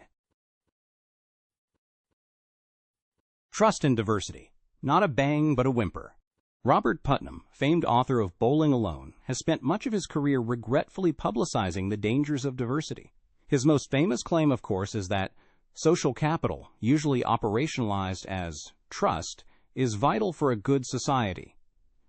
And though he's a liberal in good standing, he urges us to face facts. Diversity, especially ethnic diversity, is very bad for trust. As Putnam's 2006 Johann Skytte Prize lecture summarizes, diversity does not produce bad race relations or ethnically defined group hostility, our findings suggest. Rather, inhabitants of diverse communities tend to withdraw from collective life, to distrust their neighbors, regardless of the color of their skin, to withdraw even from close friends, to expect the worst from their community and its leaders, to volunteer less, give less to charity and work on community projects less often, to register to vote less, to agitate for social reform more, but have less faith that they can actually make a difference, and to huddle unhappily in front of the television. Note that this pattern encompasses attitudes and behavior, bridging and bonding social capital, public and private connections. Diversity, at least in the short run, seems to bring out the turtle in all of us. What's impressive about Putnam's piece, however, is that he takes the danger of spurious correlation so seriously. The diverse communities in our study are clearly distinctive in many other ways apart from their ethnic composition. Diverse communities tend to be larger, more mobile, less egalitarian, more crime-ridden, and so on. Moreover, individuals who live in ethnically diverse places are different in many ways from people who live in homogeneous areas. They tend to be poorer, less educated, less likely to own their home, less likely to speak English, and so on. In order to exclude the possibility that the seeming effect of diversity is spurious, we must control, statistically speaking, for many other factors. Indeed. And here is what Putnam finds when he uses multiple regression to predict individuals' trust on a 4-point scale. Putnam's measure of diversity, the census-tract Herfindahl index of ethnic homogeneity, is in bold. It's the sum of the squares of each group's population shares, so it theoretically ranges, note the reverse coding, from 0, infinite diversity, to 1, 0 diversity. But since Putnam only subdivides the population into 4 groups, Hispanic, non-Hispanic white, non-Hispanic black, and Asian, his diversity measure can't fall below 4.25 to the power of 2 equals 0.25. Now imagine we move from a world with 0 diversity to the maximum diversity. According to Putnam's results, how much will this reduce trust? 0.18 times 0.75 equals 0.14. Is that a lot? No way. Remember, he's using a 4-point scale. And since the current national Herfindahl index of ethnic homogeneity is about 0.46, moving from the diversity of today to maximum diversity reduces predicted trust by a microscopic 0.18 times 0.21 equals 0.04. Diverse communities have low trust, but the reason isn't that diversity hurts trust. It's that non-whites, especially blacks and Hispanics, have low trust. What's especially striking, though, is that Putnam finds several variables that strongly predict trust that almost no one discusses. Look at the effect of homeownership. Not only do homeowners average 0.25 higher trust, there's also a minus 0.14 coefficient on census-tract percent renters. Net effect of moving from 0% to 100% homeownership, 0.39. Holding all else constant, citizenship is good for trust. A mere 0.06 for the individual, but a solid 0.21 for the community. Net effect of moving from 0% to 100% citizenship, 0.27. There are also big effects of crime, population density, and commuting time. Geographic mobility, strangely, seems to reduce individual trust, but raise social trust. The latter variables don't just matter more than trust, they're also much more policy relevant. Reducing diversity is very hard. Indeed, without massive human rights violations, it's almost impossible. Home ownership, in contrast, can be fostered with not only tax incentives, the standard way, but housing deregulation, the wise way. Population density, similarly, can be reduced by deregulating development of suburban and rural land. Commuting time can be slashed with better public transit, the standard way, or congestion pricing, the wise way. Better policing and law enforcement, not to mention thoughtful decriminalization, all reduce crime rates. And if we take the estimated benefits of citizenship at face value, it can be raised to 100% with the stroke of an amnesty pen. Putnam's numerous alt-right fans seem to relish his anti-diversity claims, because he lends an air of respectability to their misanthropy. But if you read Putnam's whole article, it's hard to detect any ill will. Why then would he so grossly overstate the dangers of diversity? My best story is just confirmation bias. Early on in his research, Putnam found strong univariate links between diversity and trust. When better methods show that this relationship matters slightly, Putnam, like most human beings, treats this as a vindication of his initial claims. But if all you knew were Putnam's final results from Table 3, you'd never reach Putnam's anti-diversity conclusion. Diversity so unimportant for trust, you might not mention it at all. June 15, 2017. Trust assimilation in the United States. I recently spent a month reading through the vast empirical literature on trust. A simple survey question, usually along the lines of, can most people be trusted, seems to predict many good social outcomes. What most interests me, however, is trust assimilation. Fans of empirical trust research often claim that immigrants retain trust generation after generation. The go-to example, Swedes are highly trusting, and so are Swedish Americans. If this is generally true, immigration from low-trust countries will durably reduce average trust in high-trust countries that receive them. One of the most cited papers on this topic, Uslener's Where You Stand Depends Upon Where Your Grandparents Sat, dissatisfies me in 4 ways. 1. Despite the title, most of the reported effects of ancestry on trust were quite small. 2. The author's main specification uses dummy variables for national's regional origin, rather than a direct measure of trust in countries/national flexi trust in countries/regions of origin, were in Europe. 4. Uslener includes multiple control variables that plausibly proxy. Algan and Cahook's Inherited Trust and Growth, AER 2010, Section 2.b, does a much better job. It uses the World Values Survey to measure trust in home countries instead of just national/regional dummies, allowing a direct, though coarse, measure of immigrant assimilation. And it doesn't control for variables that are close proxies for trust. Result: about 45% of trust is persistent, not overwhelming, but hefty. Ultimately, though, Algan and Cahook still dissatisfies me. Shortcomings. 1. They control for several variables that plausibly capture assimilation, especially education and income. 2. They heavily restrict their sample. 3. Other than Africa, India, and Mexico, all of the countries/regions of origin they use are European. So while I was hoping to outsource trust assimilation to prior researchers, I ultimately decided I needed to crunch the numbers myself. My approach closely mirrors Algan and Cahook's. I used the General Social Survey to measure individuals' trust within the United States and the World Values Survey to measure average national trust everywhere else. When multiple years of WVS data were available, I averaged them. When the 2 data sets, categories, didn't perfectly mesh, I did the best with what I had. Example: since the WVS doesn't include Austria, I gave Austrians the trust rate for Germany. I ended up with this. Since measuring assimilation is my goal, I include A dummy variable for first-generation immigrants. Born equals 0 if foreign-born, equals 1 if native-born. And B, separate coefficients for assimilation for first-generation immigrants and their descendants. What do we get? Using the entire sample. Now remember, the formula for zero assimilation is trust equals 0.00 plus 1.00 asterisk ancestral for foreign and native-born alike. What the data yield, however, is trust equals 0.10 plus 0.70 asterisk ancestral for foreign-born, and trust equals 0.22 plus 0.56 asterisk ancestral for native-born. The upshot is that low-trust immigrants gain a lot of trust, especially after the first generation. Suppose your parents come from a country where only 10% of people trust others. Your parents' predicted trust in the U.S. is 17%, but yours is 28%, just 9 percentage points below the U.S. average. What happens if we distinguish voluntary immigrants from the descendants of slaves?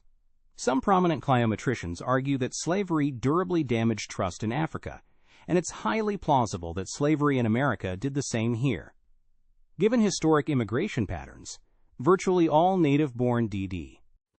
U.S. blacks descend from slaves, so I define the dummy variable slave, where slave equals 1 if ethnic equals 1 and born equals 1. Then I re-estimate. Now we see an extremely high rate of trust assimilation for descendants of voluntary immigrants, regardless of their origins. Trust equals 0.33 plus 0.28 asterisk ancestral. If your ancestral trust is 10%, your predicted trust in the U.S. is 36%, a mere 1 percentage point below the U.S. average. I'm well aware, of course, that these results aren't good enough for publication. I banged them out in a few hours. But I still think I learned a lot by getting my hands dirty in the data. The most important lesson. While scholarly claims about trust persistence aren't totally wrong, they're heavily exaggerated.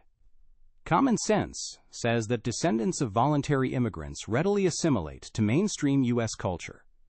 And at least for trust, common sense is right. May 24, 2017. Markets, rich, nice versus poor, /mean. Consider a model where workers are either rich or poor, and employers are either nice or mean. Rich workers might be more conscientious than poor workers, or simply less tempted to steal from their boss. Nice employers trust their workers to do the right thing, but hire carefully. Mean employers hire anybody, but watch them like hawks. What happens? In equilibrium, nice employers hire the rich, and mean employers hire the poor. It makes sense. Nice employers need rich workers they can trust, and poor workers misbehave unless there's a mean employer on their backs. Nevertheless, the firms where mean bosses employ poor workers look very different from the firms where nice bosses employ rich workers. An ethnographer who visited the mean boss/poor worker firms would probably tell a vaguely Marxist story about class conflict. An ethnographer who visited the nice boss/rich worker firms would tell a much more pro-market story about cooperation and meritocracy. I think this simple model explains a lot about the real world. People who employ, serve, or rent to affluent workers, customers, and tenants can afford to be nice because they're trading with people who are conscientious and/or are so comfortable that they aren't tempted to cheat. People who employ, serve, or rent to impoverished workers, customers, and tenants, in contrast, can't be Mr. Nice Guy because the people they're trading with would take advantage of them. Their workers would show up late, drink on the job, or steal. Their customers would shoplift, damage the merchandise, or scare other customers. Their tenants would be late with their rent, have loud parties, and damage the property. Obviously, there are exceptions, but people in business can't afford to ignore what's generally true. If my story is right, there are two important lessons. First, many people's first-hand experience with markets won't be so pretty. If you're poor, you'll frequently encounter abusive bosses, suspicious shopkeepers, and intimidating landlords. This will be especially galling if you're a poor but conscientious exception to the rule. Second, these negative first-hand experiences will be deeply misleading. There's no market failure. Employers, merchants, and landlords who deal with the poor have to be unappealingly tough to stay in business. And without these easily maligned figures to offer work, goods, and dwellings, the poor would be much worse off than they already are. Meanness is the market's way of coping with a bad situation. One straightforward implication: bosses, merchants, and landlords that interact with high conscientious, low-income clienteles like grad students or Jehovah's Witnesses, will be much nicer than those that interact with stereotypical low-income groups.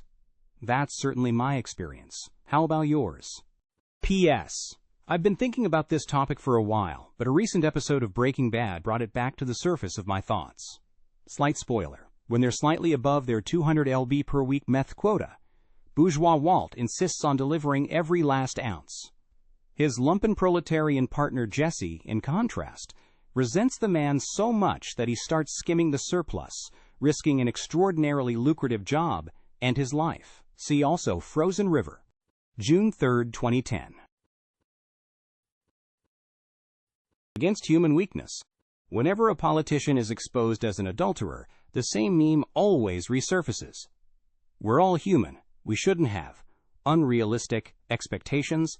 Everyone has moments of weakness, so let's forgive and move on. Micah Gertner gives an eloquent version over at Distributed Republic. There is clearly something wrong with the social expectation of lifelong monogamy. It is totally unrealistic to the point of being laughable, and seems to lead to more frustration and family disintegration than if the expectation didn't exist at all. I understand some people have trouble dealing with their petty jealousies, but maybe they should try a little don't ask, don't tell instead of the nuclear option. I'm not a principled advocate of monogamy. It's not for everyone. And I am, after all, a fan of big love. I am, however, a principled advocate of honoring your contracts and promises. If you don't want to practice monogamy, here's an idea. Don't agree to it. If you want a non-traditional marriage, write a contract for it. Don't accept the standard issue version, then pretend that you didn't have a choice. But aren't monogamous contracts unrealistic? This claim makes no sense. If 50% of people who vow lifelong monogamy keep their promise, what's unrealistic about it? Monogamy is no more unrealistic than hundreds of promises that we expect people to keep. To show up for work on time, buy lunch next time, pay their workers, or give dissatisfied customers their money back.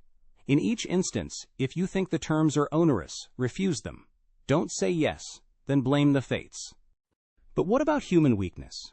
Here I take a hard line. Human weakness is a choice, and it should be criticized, not excused. I'm particularly baffled when economists say otherwise. In what economic model is lots of people feel tempted to do it, a reason to turn a blind eye? I embrace a simple alternative. Do the right thing all day, every day. Now I know what you're thinking. Bryan's holding himself up as a saint, but if I spied on him, I'm sure I could dig up all kinds of dirt on him. Perhaps you're even hoping I'll issue a hubristic Gary Hart-style challenge to follow me around. My response: 1. I do many embarrassing things every day. I sing off-key, dance badly when no one is watching, say things about people that I wouldn't say to their faces, and much more. I'd rather not see any of this on YouTube. Still, I insist that my behavior is merely embarrassing. If I thought it was wrong, I would cease and desist, not plead human weakness. 2. Public defenses of human weakness are part of an insidious pooling equilibrium. Someone fails to live up to their marriage vows or other solemn agreements, and bystanders are supposed to either invoke human weakness or stay quiet. What happens if you condemn the guilty party? You risk being singled out for hyper-scrutiny and harsh condemnation for the smallest stain on your record. Or alternately, you single yourself out as a bitter, pathetic victim. As a result, wrongdoers caught red-handed deflect attention from their own bad behavior onto those who vocally disapprove of what they've done. What kind of incentives are those? 3.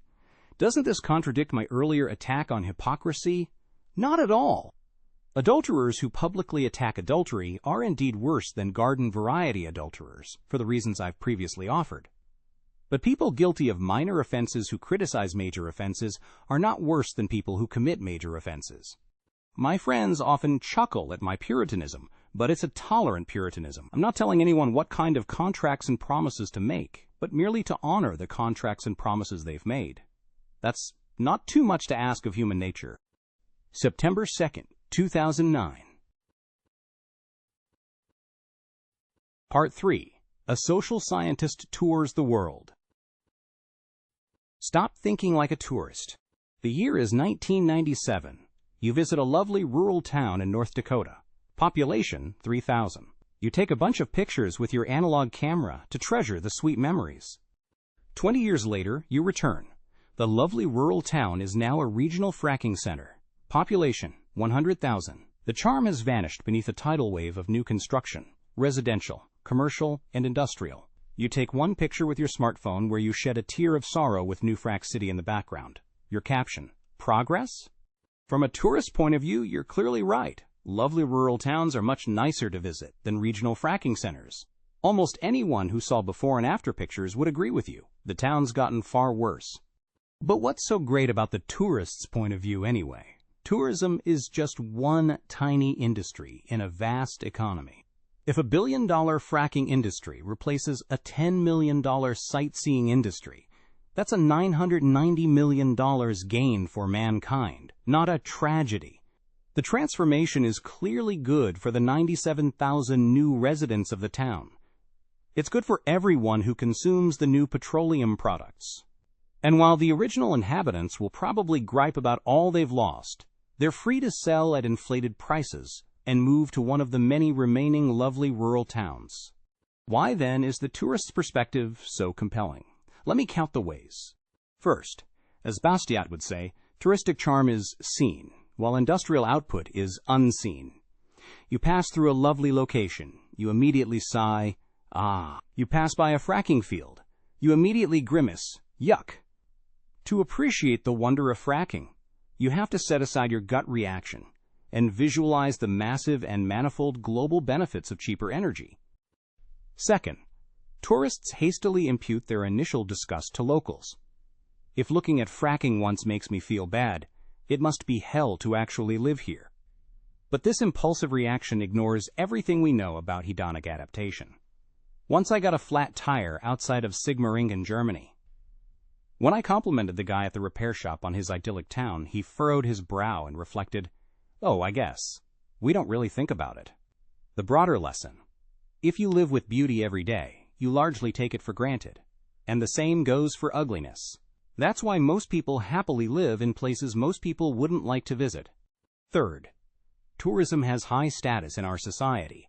Elites travel widely and look down on provincial folk who don't. As a result, many of us tacitly treat touristic beauty as a merit good, and many more pretend to concur in order to bolster our own status.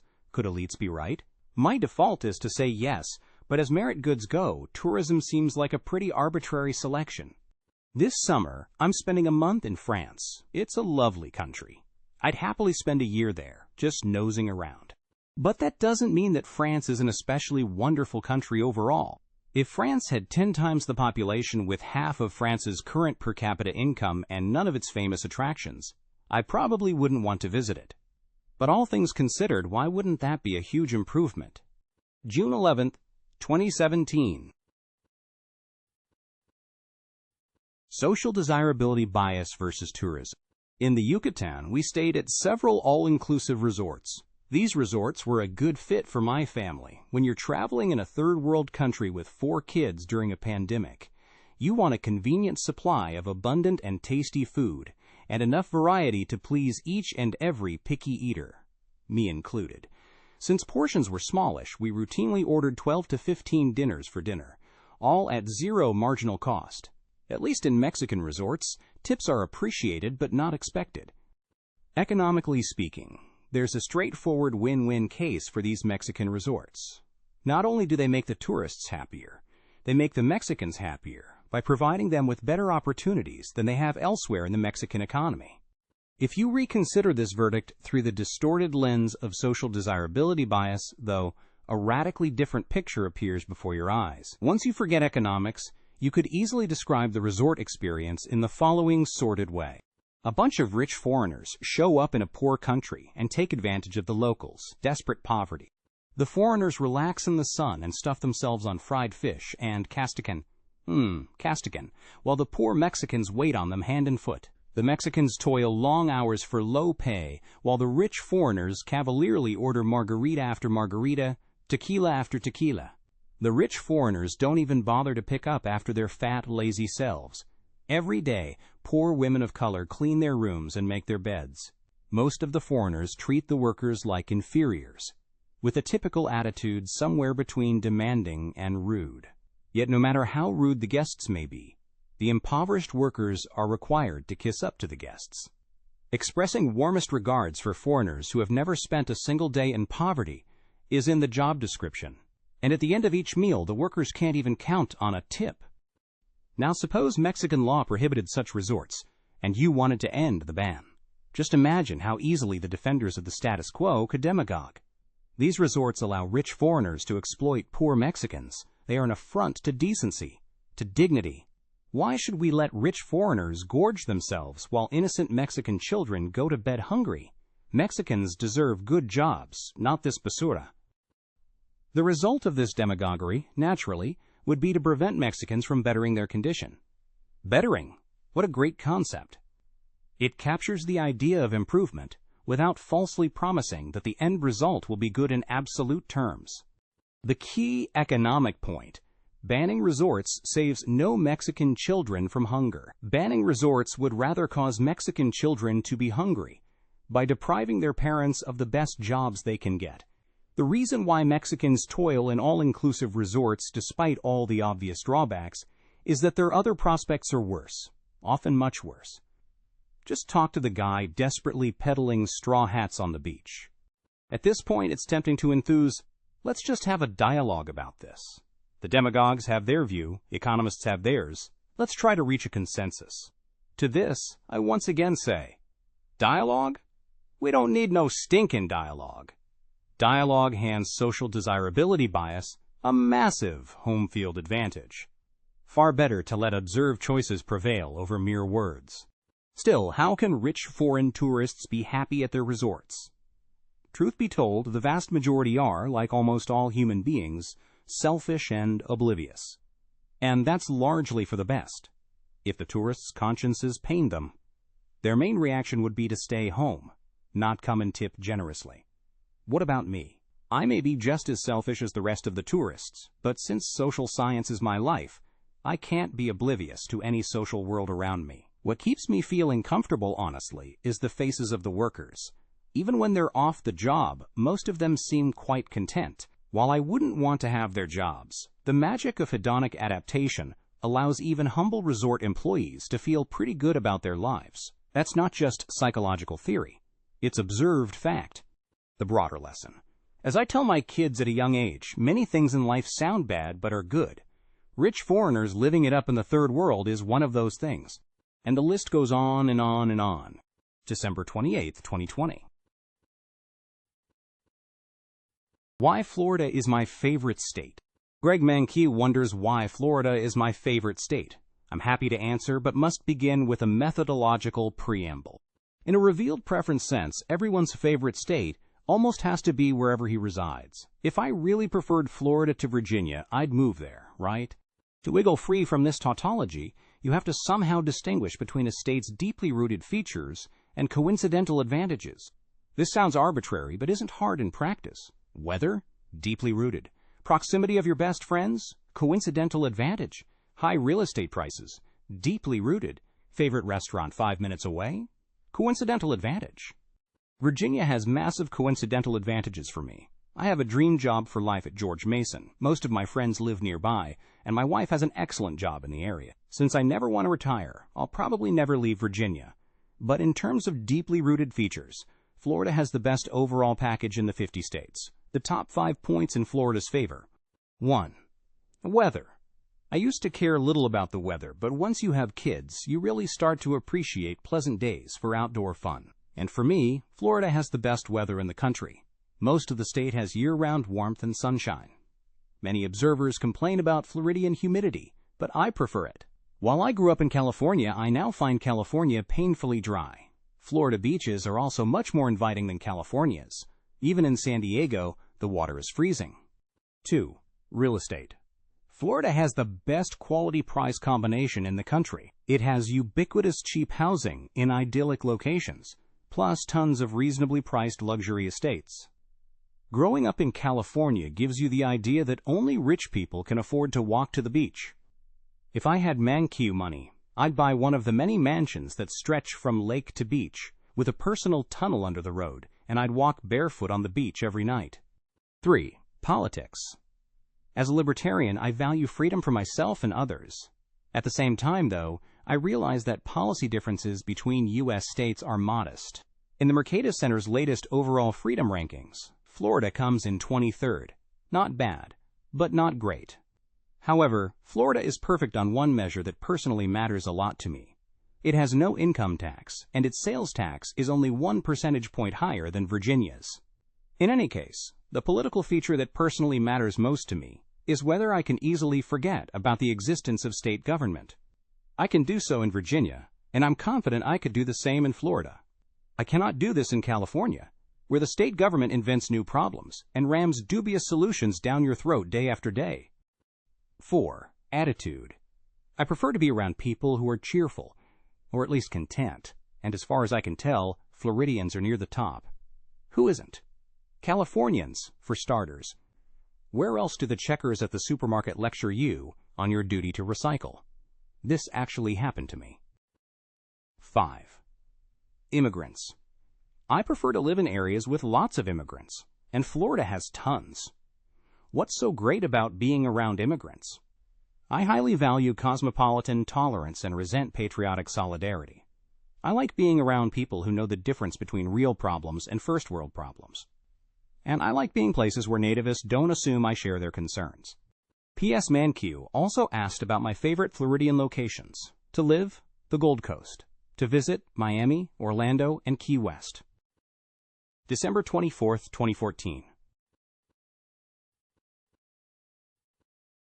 Observations from Florida. I just got back from a month in Naples, Florida. Due to coronavirus, we drove, passing through North Carolina, South Carolina, Georgia, and eastern Tennessee. While in Florida, we mostly stayed near home base, but I did take my sons on a day trip to Miami. My main thoughts from the visit. 1.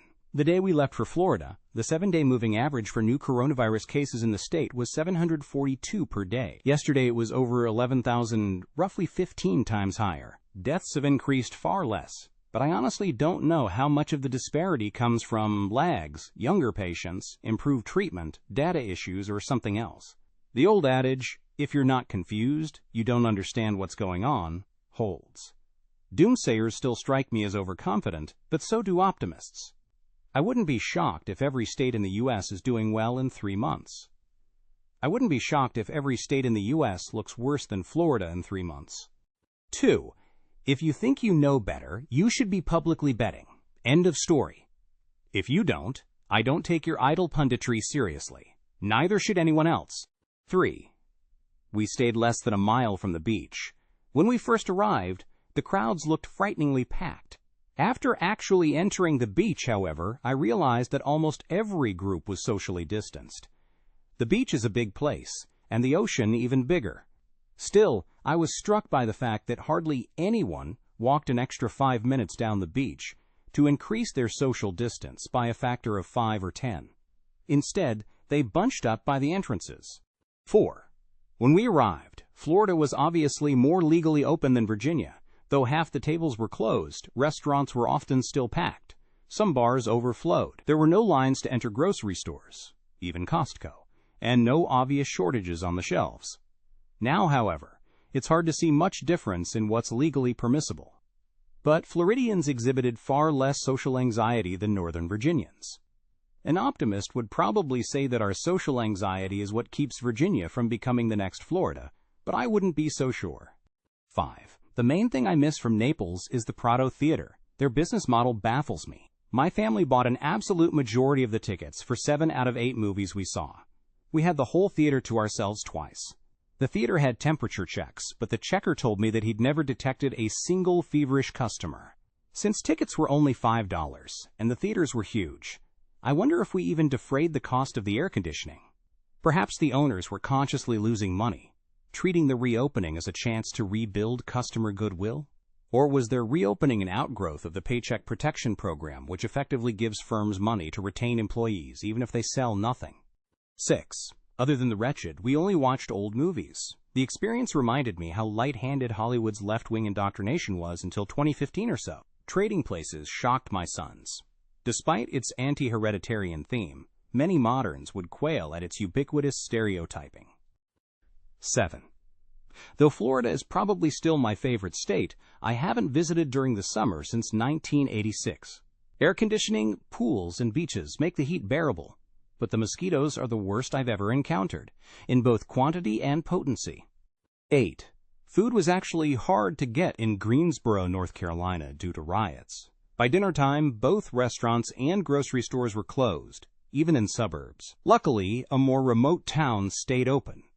We were planning on seeing Charleston, South Carolina, but locals told us that rioters had trashed the town, so there was no point going. Living in a world where news personally affects me is eerie, though we easily diverted to St. Augustine. On the way back, we saw protesters, but not rioters, in Asheville, North Carolina. I wasn't scared, but if I owned a local business, I definitely would have been. 9. Restaurants in Naples were far inferior to Miami. I blame the lack of immigrants on the supply side and the extra retirees on the demand side. 10. If you're ever in Miami, go to this Sicilian bakery. Why isn't it a chain? July 16, 2020. Reflections on Texas. My trip to Texas was a lifetime highlight for me. Some thoughts. 1. I hadn't flown since March. I passed through the following airports: Dulles, Dallas, Amarillo, Austin, and Charlotte. All of them were half deserted, except for Charlotte, which was inexplicably packed. Even in Charlotte, however, the level of fear was low. Travelers lined up in pre-COVID fashion, unless you made a point of distancing. 2. My trip took me on a horizontally flipped J route from Amarillo to San Antonio, then up to Austin. Everywhere I went was visibly less shut down than Northern Virginia. Horrified? Consider this. Given an area's health stats, you should hope their level of caution to be low. Why? Because it reveals favorable trade-offs. While Texas is hardly winning the COVID race, the state shows that a package of low caution with moderate COVID is available. Great news in my book. 3. I spoke to live audiences of 70 to 80 people in Lubbock and San Angelo, in halls built to accommodate about 1,000. Under university rules, audience members had to wear masks, but unlike at GMU, the speaker may go commando. Efficient. 4. Palo Duro Canyon, the Grand Canyon of Texas, far exceeded my high expectations. Entry was tightly rationed due to COVID, leaving the park virtually deserted, except on the most popular trail. 5. I knew that Texas was growing frenetically, but I was shocked by the speed of expansion in West Texas. When I previously visited Lubbock in 2013, there was a vast vacant lot from the Overton Hotel across the street from Texas Tech to the Walmart. Now there's scarcely an undeveloped lot on this entire half-mile stretch. 6. The rest of West Texas seems full of residential, commercial, and industrial construction as well. You can drive for an hour at 90 miles per hour, then suddenly hit a small metropolis full of construction work. 7. Free market economics is doing tolerably well at West Texas A&M, Texas Tech, Angelo State, and the University of Texas. It's hardly dominant, but none of these schools have a typical academic monoculture as they would in the D.C.-Boston corridor. 8. I saw near-zero traffic enforcement outside of populated areas, making life a lot more convenient for Texas proverbially stuck in the middle of nowhere. 9.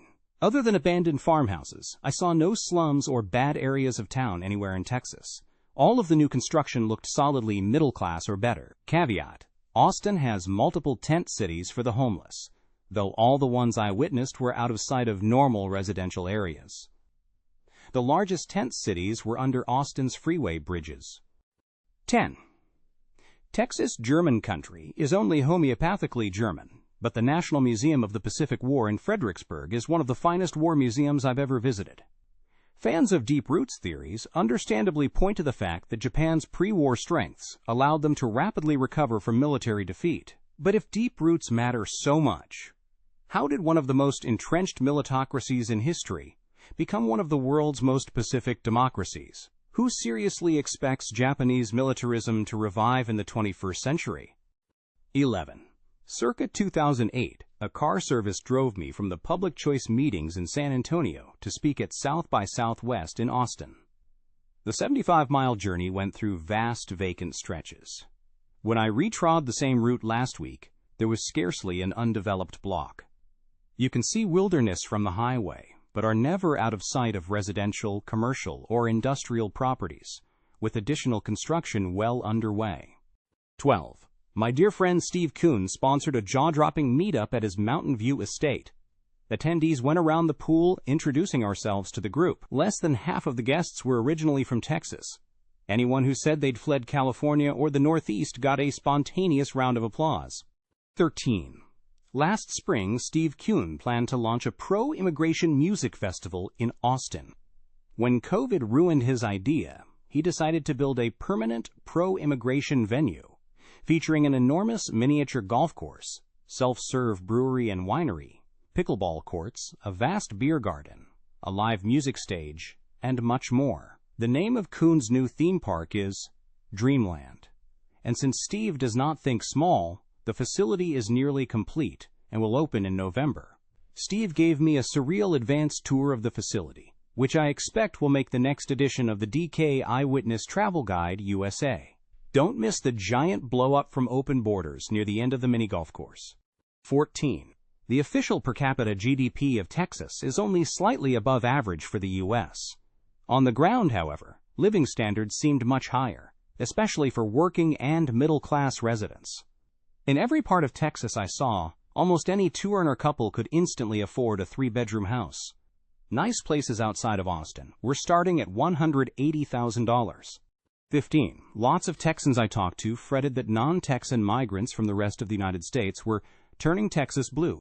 The killing the goose that lays the golden eggs meme came up occasionally. California leftists migrate to Austin for the opportunities, then vote for policies that ultimately make those opportunities dry up and blow away. The true story seems more complicated. My friend Ben Powell pointed out that in the so-called canary in the coal mine Beto Cruz senatorial race, voters born in Texas were actually more Democratic than voters born elsewhere. 16. 7 years ago, Tyler Cowen published a cover story in Time called Why Texas is Our Future. All of his reasons hold up, but let me add one more. The chief problem with Texas is the great shortage of Texans, especially in the West. As more and more folks move to Texas, this chief problem dies on the vine. 17. Call me crazy, but this song is better than Sinatra's New York, New York, or Huey Lewis' I Love L.A. October 13, 2020. Reflections from my Panama Cruise. I just returned from my Panama Canal cruise. Reflections. 1. As I've mentioned before, cruises are, in one sense, a great test case for open borders. Workers from all over the world come together to run some of the world's most sophisticated technology and please some of the world's most demanding customers. Most of the workers' lives are harsh by first world standards, but great by third world standards. And wherever they're from, the staff work together like Prussian officers. It's a marvel of multinational management. 2. As I've also mentioned, though, the entire cruise industry also depends on immigration restrictions.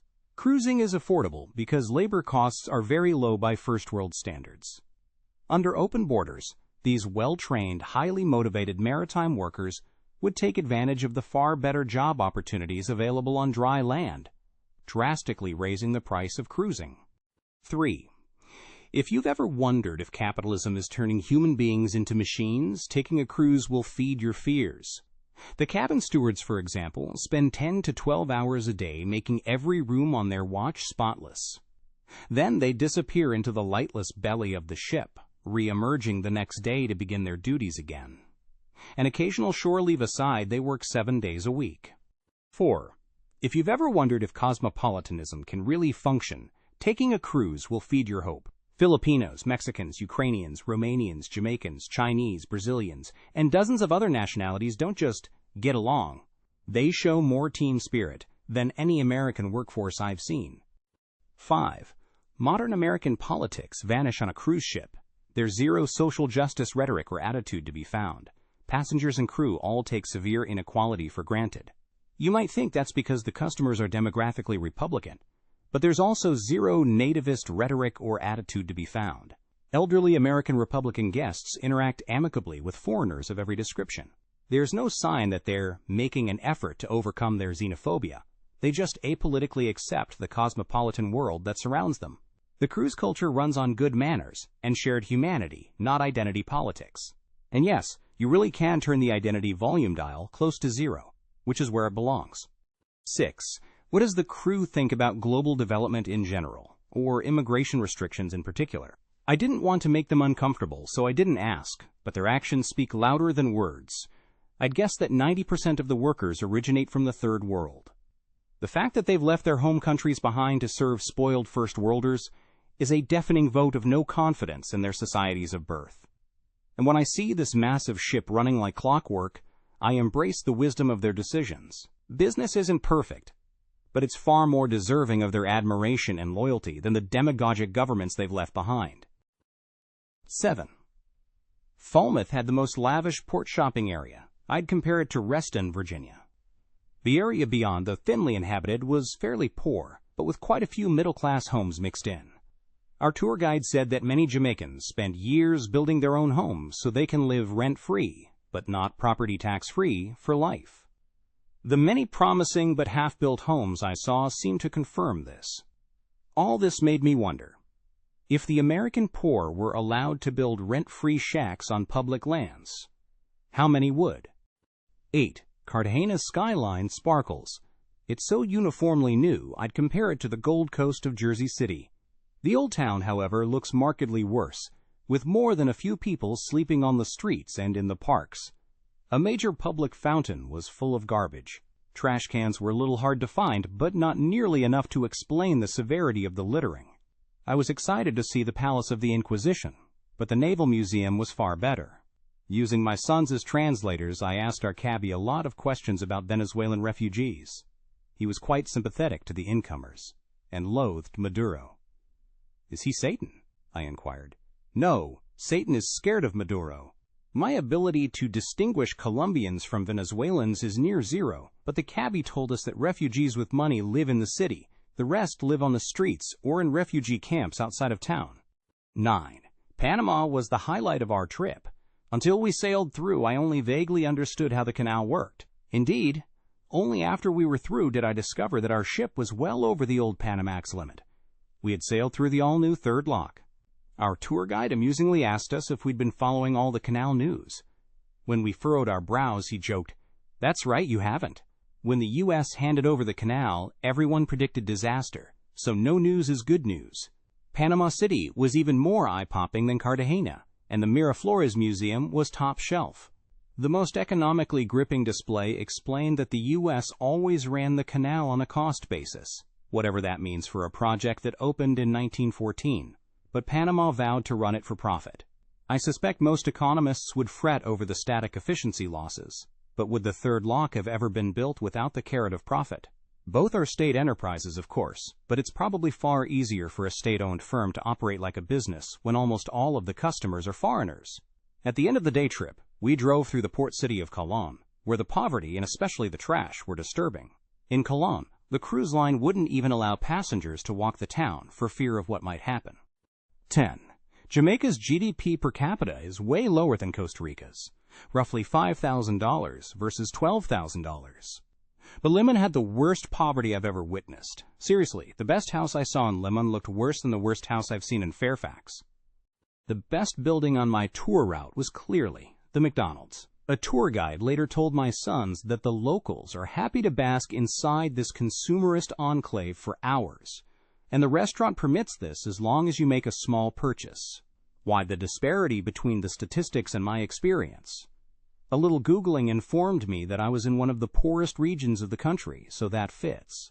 In any case, our tour group drove on a dirt mountain road for about 45 minutes until we reached the Veragua rainforest. Aside from Americans, the eco-tourists, most common nationality is German. They're so green it's like a religious pilgrimage for them, though I can only imagine what the fastidious Germans think about the piles of litter in town. As an economist, my main thought was that Limon desperately needs more multinational businesses to manage the inhabitants to prosperity. That includes agribusiness. While rainforest tourism is one vital industry, they could replace 80% of it with cash crops, and the tourist would hardly notice. Last thought. Our tour guide told us that many Nicaraguans migrate to Limon in search of a better life. I shudder to think what they're leaving behind. 11. Grand Cayman naturally looks great, but with roughly $1 trillion in offshore accounts, I expected skyscrapers. Instead, the island struck me as a cross between Key West and Lake Arrowhead. 12. Big picture. Everywhere I went, the voice of Michael Clemens spoke in the background.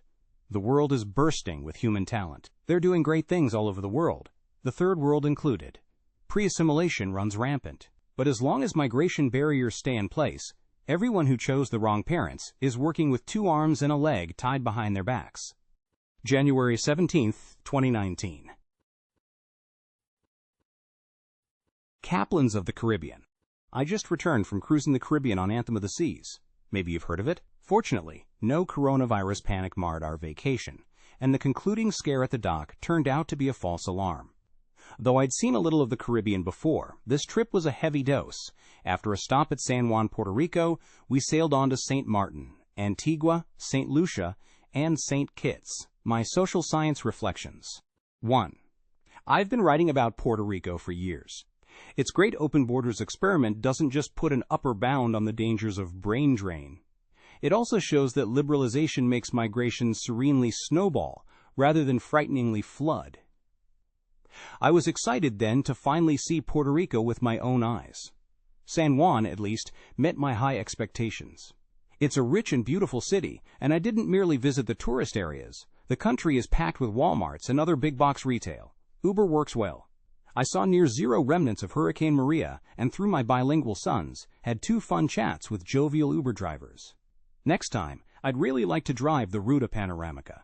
No doubt I'd witness some serious poverty, but I doubt it's more disturbing than driving around rural Mississippi or West Virginia. When I invoke Puerto Rico, immigration skeptics often scoff.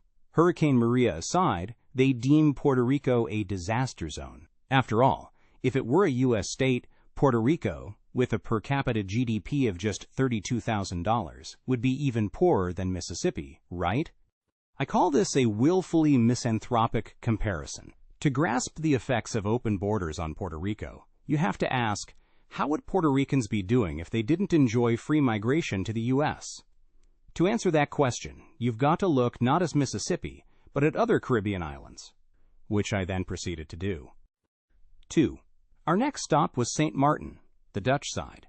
Official estimates of its per capita GDP vary very widely, while the CIA absurdly sets it at $66,800 PPP. Wikipedia provides only a 2008 estimate of $15,400 nominal. Compared to Puerto Rico, in any case, the island looks quite poor. A good chunk of this, admittedly, stems from low population. 42,000 people plus tourists aren't enough to sustain more than a few restaurants or entertainment venues.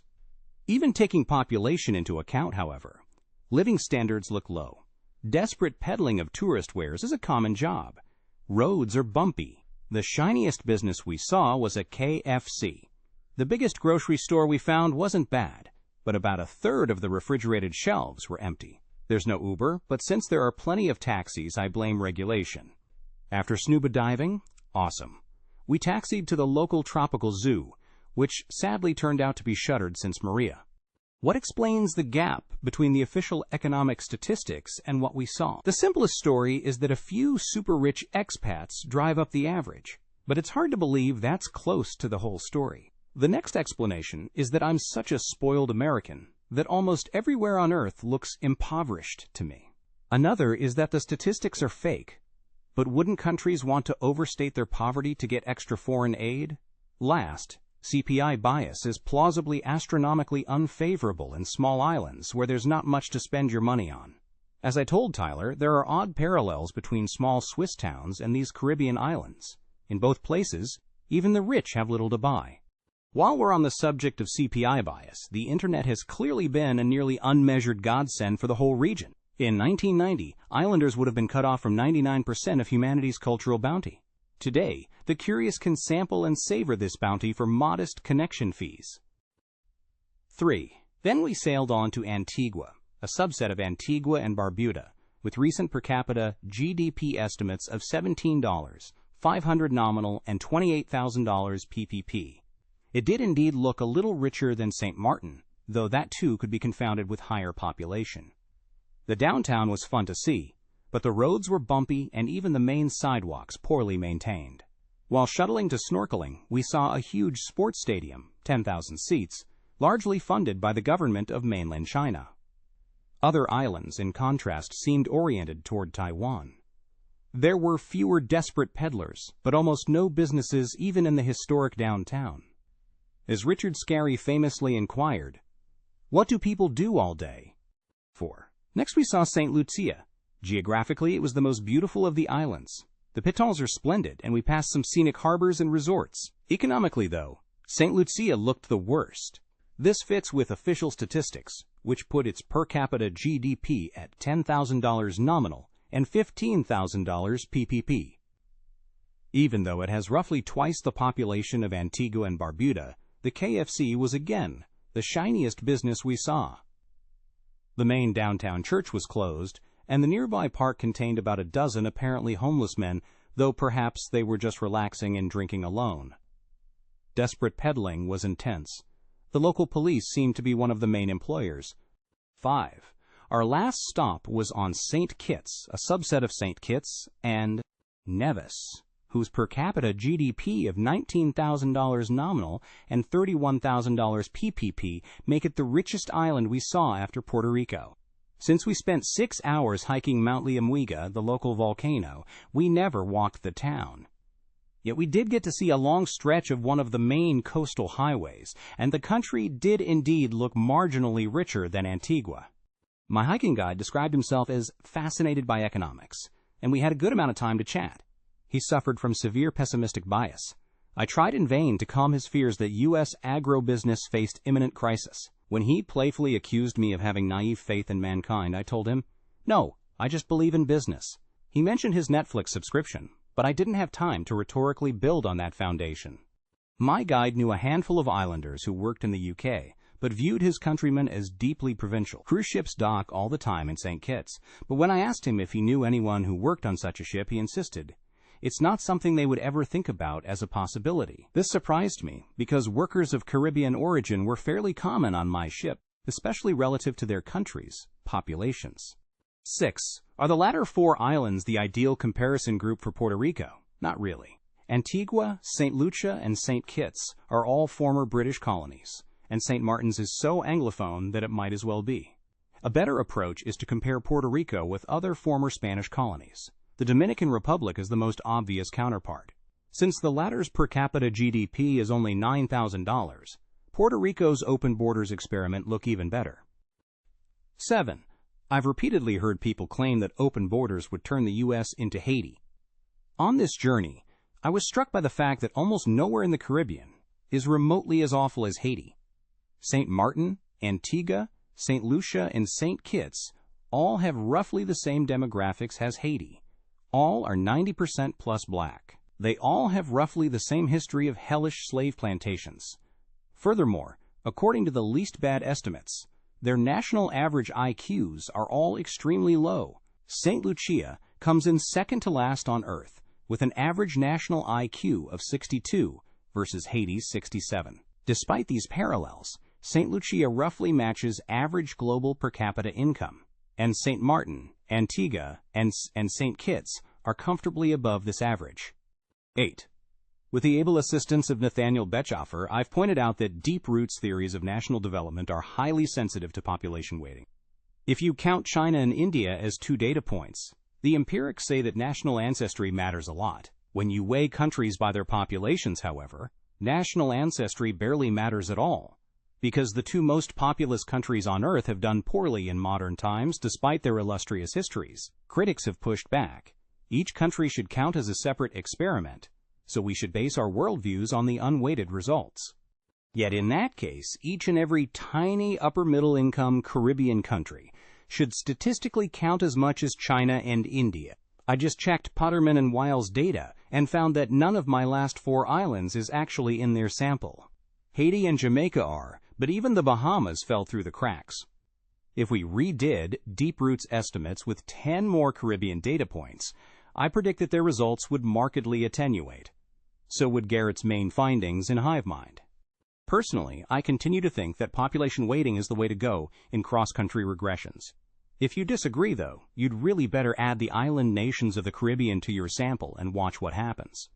February 12, 2020. Reflections on Guatemala.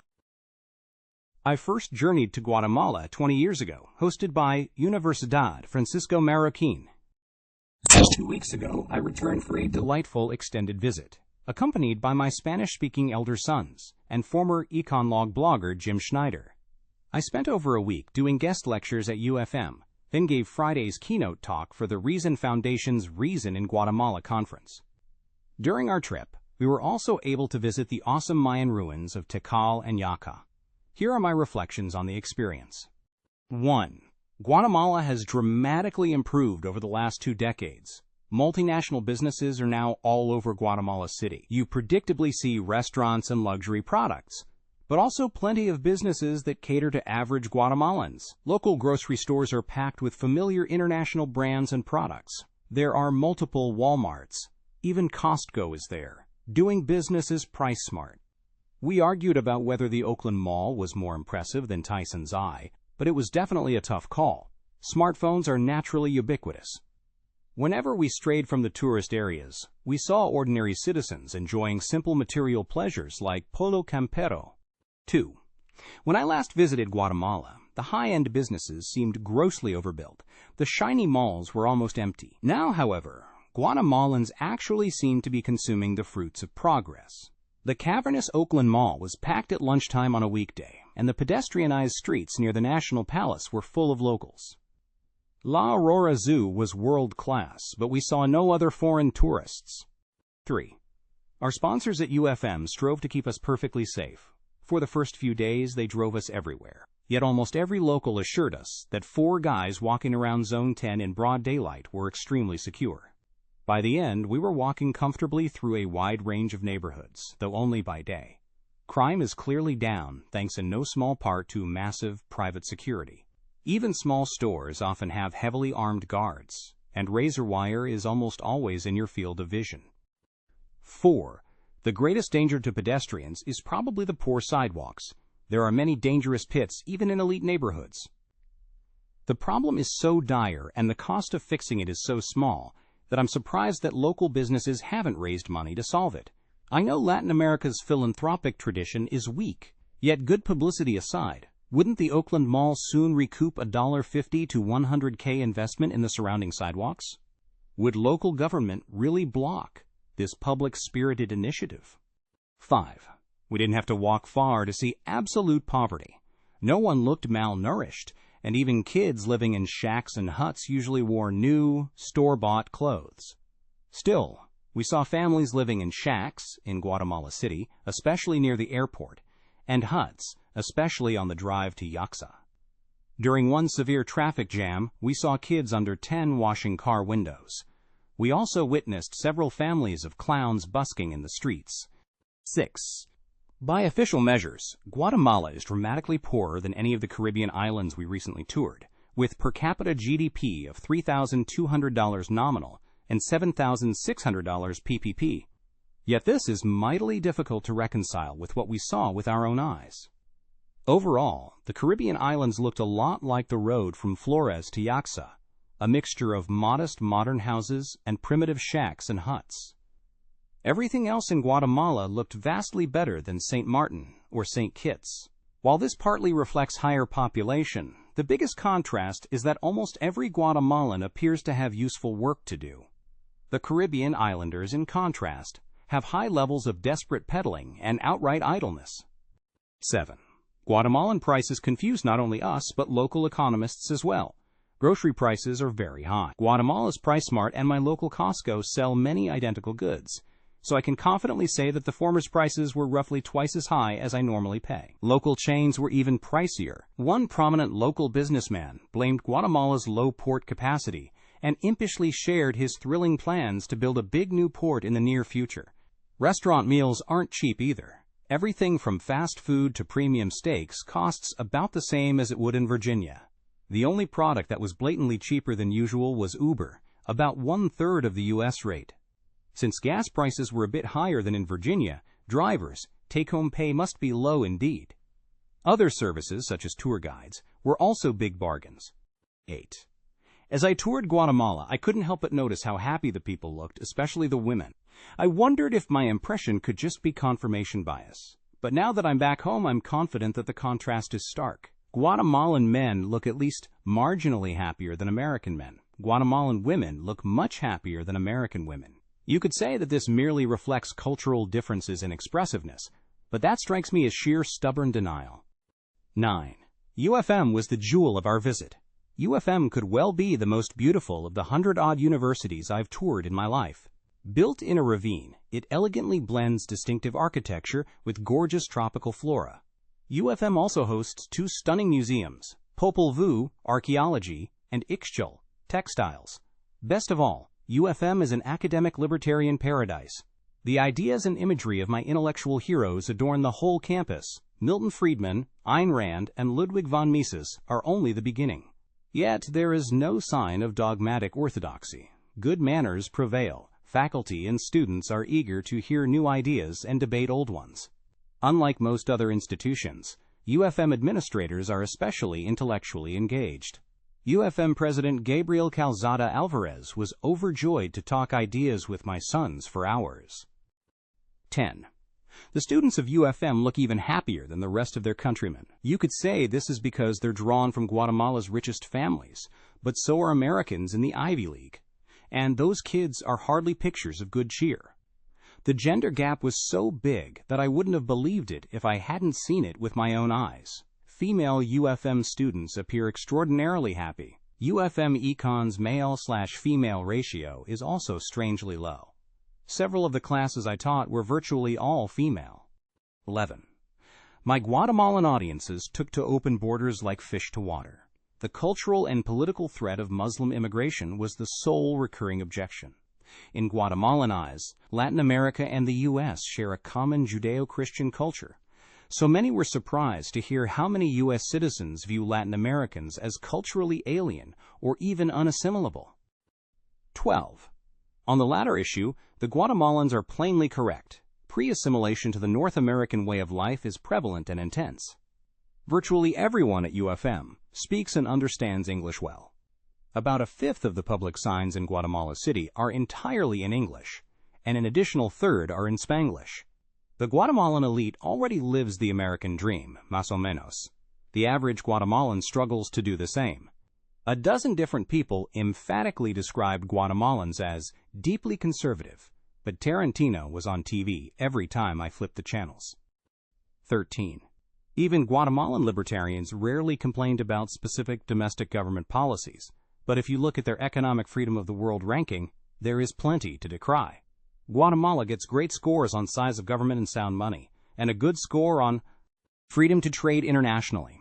Yet it gets an awful score for legal system and property rights, and an even worse score for regulation. New construction projects are all over Guatemala City, but one of the locals told me it takes 2 to 3 years to obtain permission to build. Imagine how much construction there'd be if you cut the delay down to 2 to 3 months or 2 to 3 weeks. 14. So what do Guatemalans complain about? I asked one of my classes to tell me what most bothered the average Guatemalan. Then I proposed workable policy responses for each problem. Their first answer was corruption. I suggested hiring a team of Swiss or Singaporeans to take over Guatemala's internal affairs department. They saw the logic of importing trustworthiness, but told me that Guatemalans wouldn't accept it. Their next answer was traffic. I proposed electronic road pricing. They again saw the logic, and again told me that Guatemalans wouldn't accept it, even if the gas tax were abolished at the same time.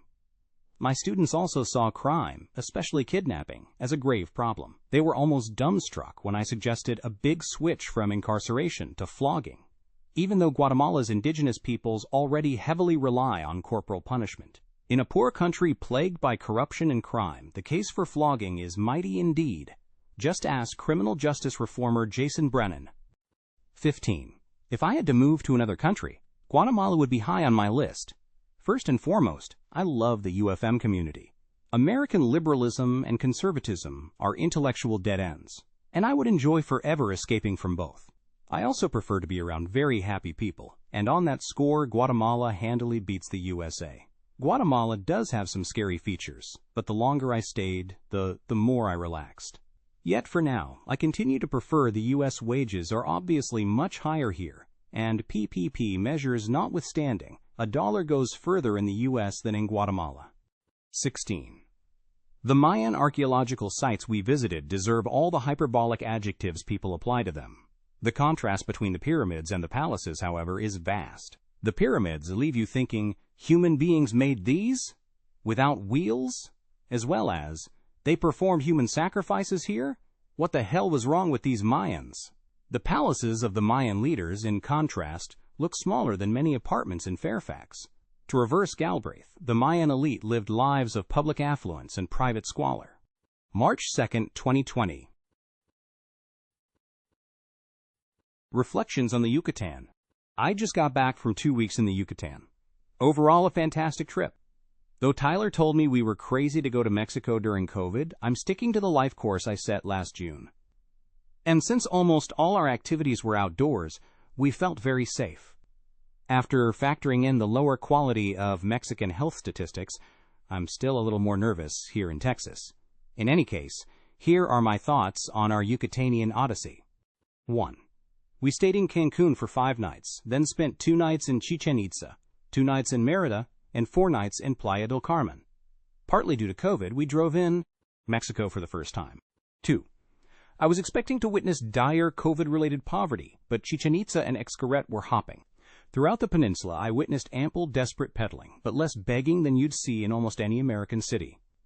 Even the poorest areas between Cancun and Chichen Itza were coping tolerably. 3. Almost all of the major attractions were open. General rule: the smaller the attraction, the greater the COVID theater. There were no more than 25 tourists total at glorious and immense Uxmal, but park employees barked when we took off masks for a photo or strayed from their prescribed one-way path. All the ruins on the Puc route were closed, even though they'd be lucky to get 25 tourists a day. My Spanish-speaking sons tried to smooth-talk our way into Cabo for just 5 minutes, but all we could do was look over the gate. 4. When I toured the Caribbean, I could at least understand thinkers who attribute differences in development to the virtue of the inhabitants. The islanders really did seem disorganized and fatalistic. The level of broad daylight public drunkenness shocked me. If I were an investor, I would worry about my ability to build a team of reliable workers in the Caribbean. In the Yucatan, on the other hand, the idea that lack of a Western work ethic impedes development is preposterous. The people were model workers. Everywhere I looked, I saw Mexicans energetically and cheerfully doing hard jobs. Almost everyone I dealt with seemed to take pride in his work. I'm not just talking about resort workers. Wherever I looked, the population was hard at work. The Yucatan is a can-do land. 5. If you have any sympathy for the agorist ideal of universal self-employment, the Yucatan should change your mind. As Bloom and Van Reenen's work on international management highlights, even model workers flounder without sagacious management. Big business, especially international corporations, fuse their Mexican workforces into crackerjack teams. Most self-employed Mexicans, in contrast, are floundering. On every beach, I saw lone peddlers trying to sell hats to tourists, yet never saw a single hat sold. While old-school Chicago economists might insist that this desperate business model was somehow optimal given their complex constraints, I seriously doubt it.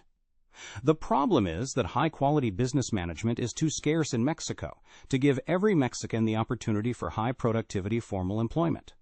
6. We toured 4 major Mayan sites: Chichen Itza, Uxmal, Coba, and Tulum.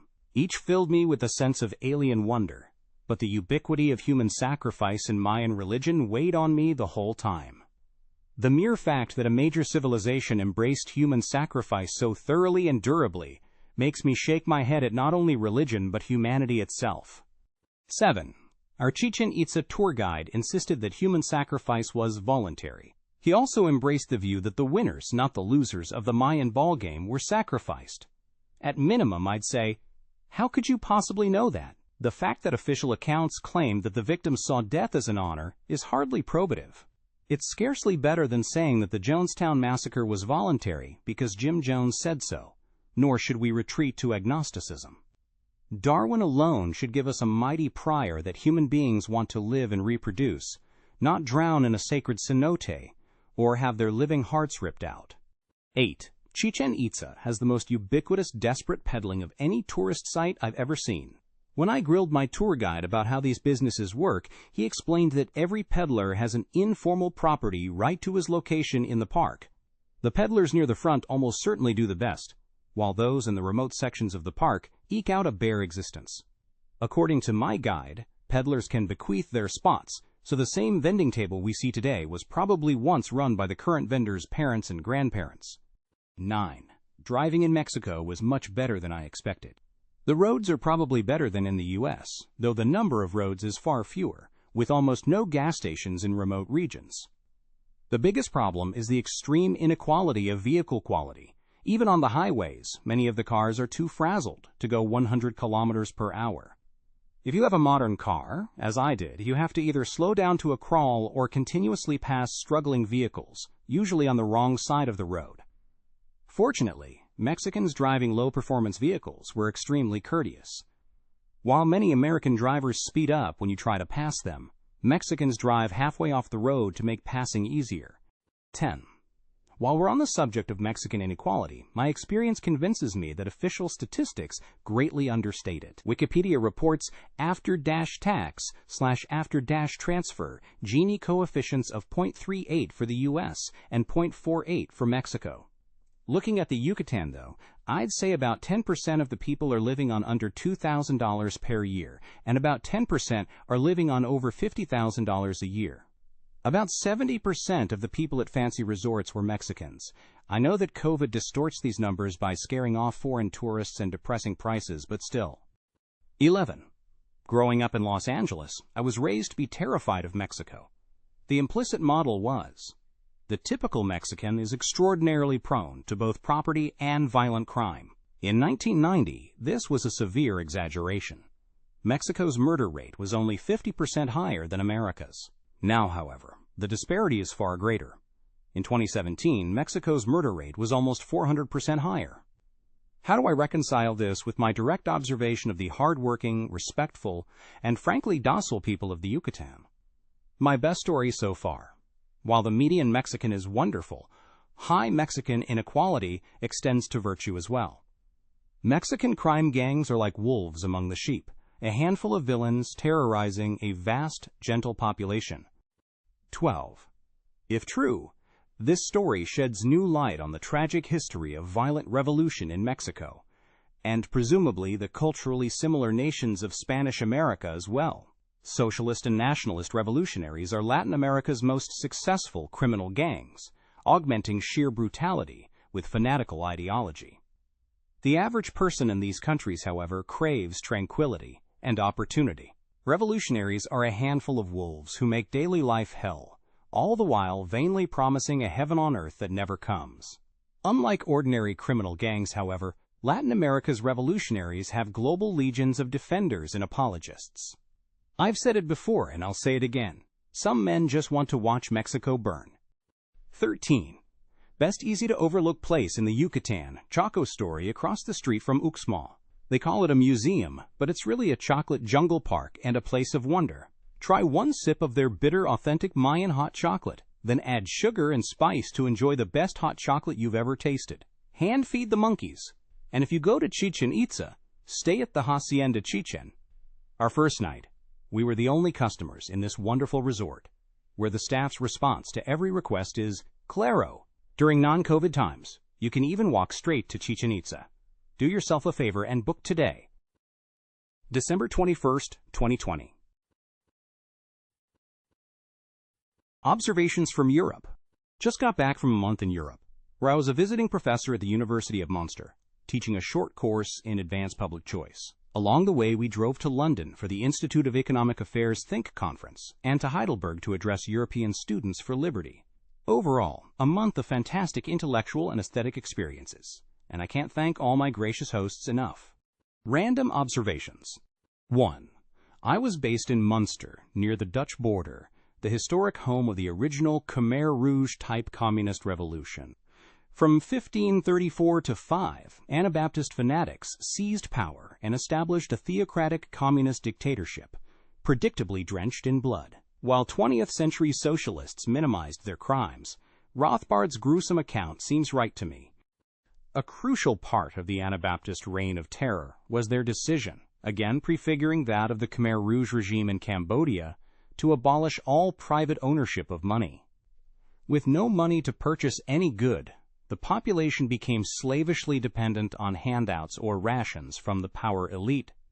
Accordingly, Mathis, Rothman, and the rest launched a propaganda campaign that it was unchristian to own money privately, and that all money should be held in common, which in practice meant that all money whatsoever must be handed over to Mathis and his ruling clique.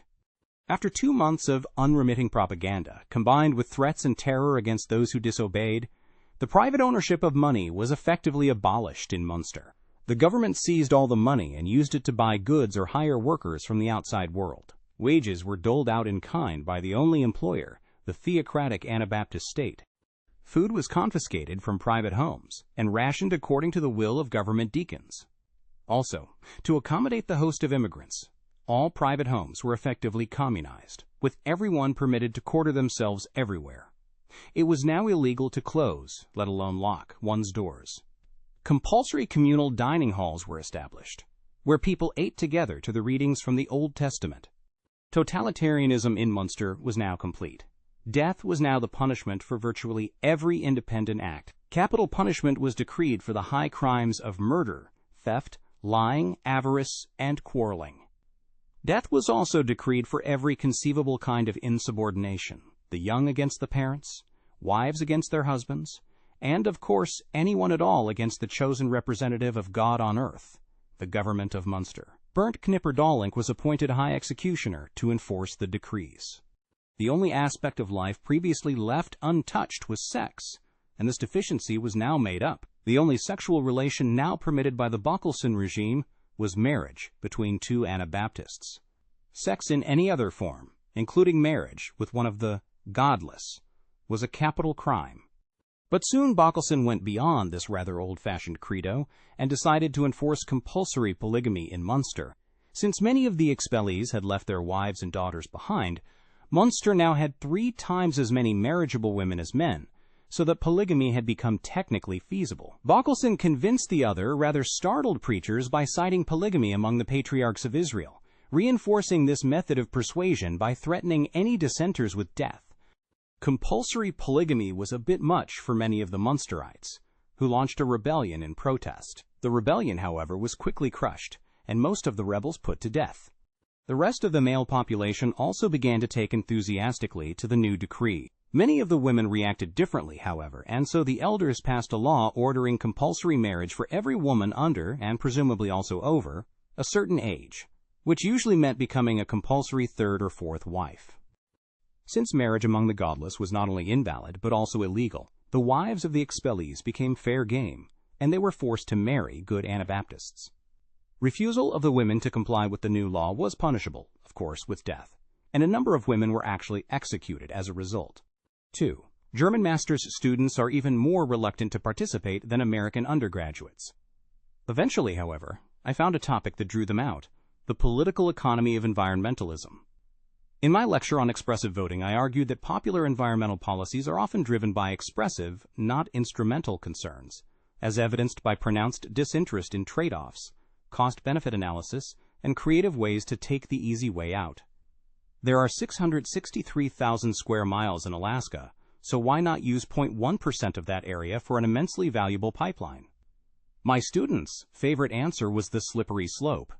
After the first pipeline mars the virgin wilderness, further desecrations are likely to follow. I pointed out that Munster stably combines natural beauty with ample development, but I don't think that convinced my class. 3. In contrast, my lecture on anarcho-capitalism sparked minimal pushback. 4. While my class largely drew on U.S. data and examples, I routinely asked students if my claims generalized well to Germany. They usually affirmed that they did. Voter motivation in Germany, as in the United States, seems driven by ideology and group identity, rather than material self-interest. But for finer-grained details, the U.S. results are more contingent. Religious identity plays little role in modern German politics, the legacy of the 30 Years' War notwithstanding. 5. Brexit passed right before I went to London. I was aggravated but not surprised that many observers hastily claimed I had lost my 2008 EU bet. the original specified official withdrawal by January 1, 2020, to guard against this overreach. If the UK disappears from the list of EU members before January 1, 2020, I will happily pay. If it disappears on January 1, 2020 or later, I will declare victory and demand payment, assuming, of course, that no other EU member with 2007 population over 10 withdraws by that date. 6. Betting markets got Brexit very wrong, but they're still the best forecasting institution in the world, and they imply a roughly 50-50 chance of Article 50 being invoked no sooner than 2018. Since Article 50 opens up to 2 years of negotiations, I'm still somewhat optimistic about winning, though I would not make the same bet again. 7. Socially, of course, what's important is not whether I win my bet, but what happens to the British, European, and global economies. Many analysts treated the initial stock market crash as proof that Brexit is terrible. Others treated the rebound as proof that Brexit is fine. I reject both views. I've long regarded financial markets as a poor measure of the goodness of policy. If X happens and stock markets hold steady, this could mean X is harmless. But it could also mean that the burden of X falls on consumers rather than capitalists. Does that ever happen? Probably yes. The standard view of trade agreements, for example, is that they make consumers better off, but leave the average domestic business earning its standard vanilla rate of return. 8. The important question, rather, is how British exit from the EU would change economic policy. Both sides seem overconfident here, but I lean toward those who think overall trade and especially migration openness would fall in Britain, Europe, and the world. Indeed, even if Britain never leaves the EU, its behavior marginally raises the probability the EU moves away from internal freedom of movement. 9. Students at the Think conference in London leapt at every chance to participate. Why were they so different from my German students? Since Students for Liberty Heidelberg were similarly enthusiastic, I'd guess the gap was 20% cultural, 80% self-selection. 10. Accents in Germany were easier to understand than accents in England, strangely. 11. Due to a strong accent, I think I failed to properly answer one Think attendee's question.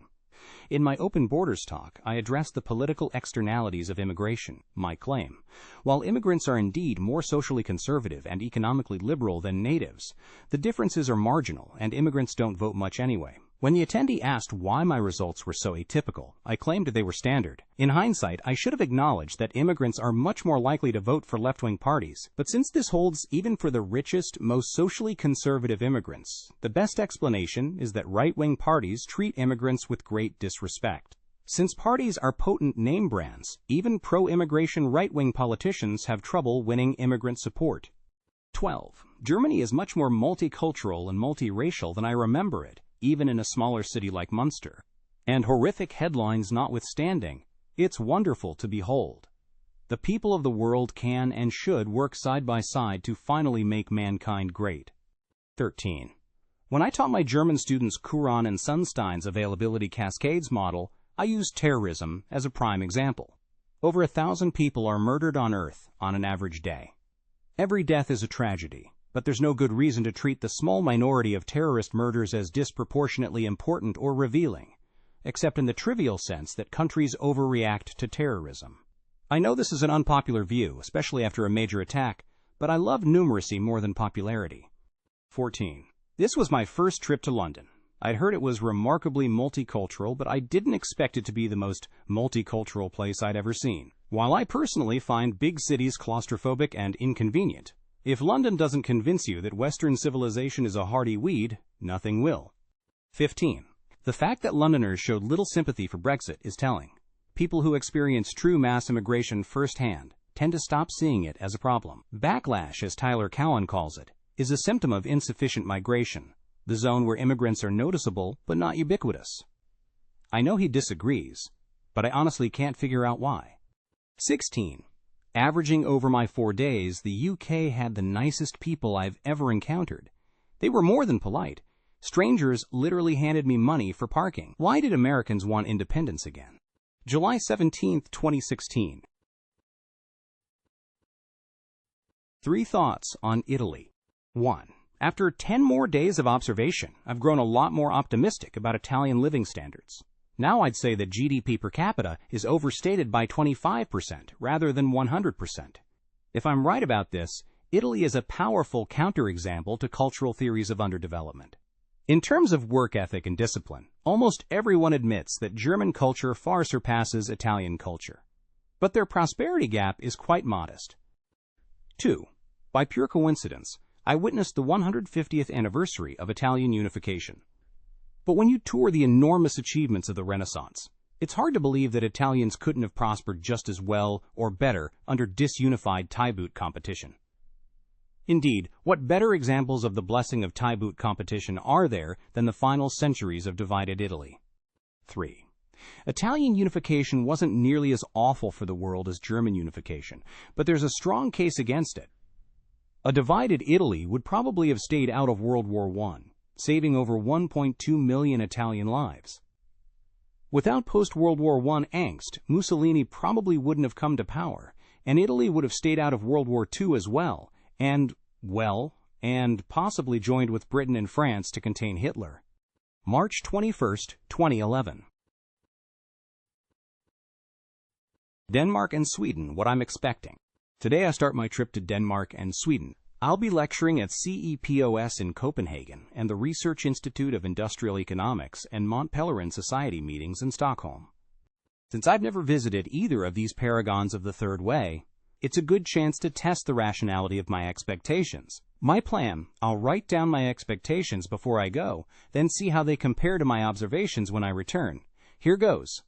1. Denmark and Sweden will be more aesthetically pleasing than most of the U.S., but markedly less so than Alpine Switzerland. 2. Middle-class Danes and Swedes will be noticeably poorer than middle-class Americans, especially on the vital dimensions of living space, car ownership, and meat consumption. 3. There will be 75% fewer beggars per block than in major U.S. cities, but somehow even in the people's home, they'll be there. 4. I will perceive the Danish and Swedish systems to be extremely oppressive of high ability and materialistic people. In fact, all things considered, I will deem Singapore a freer country.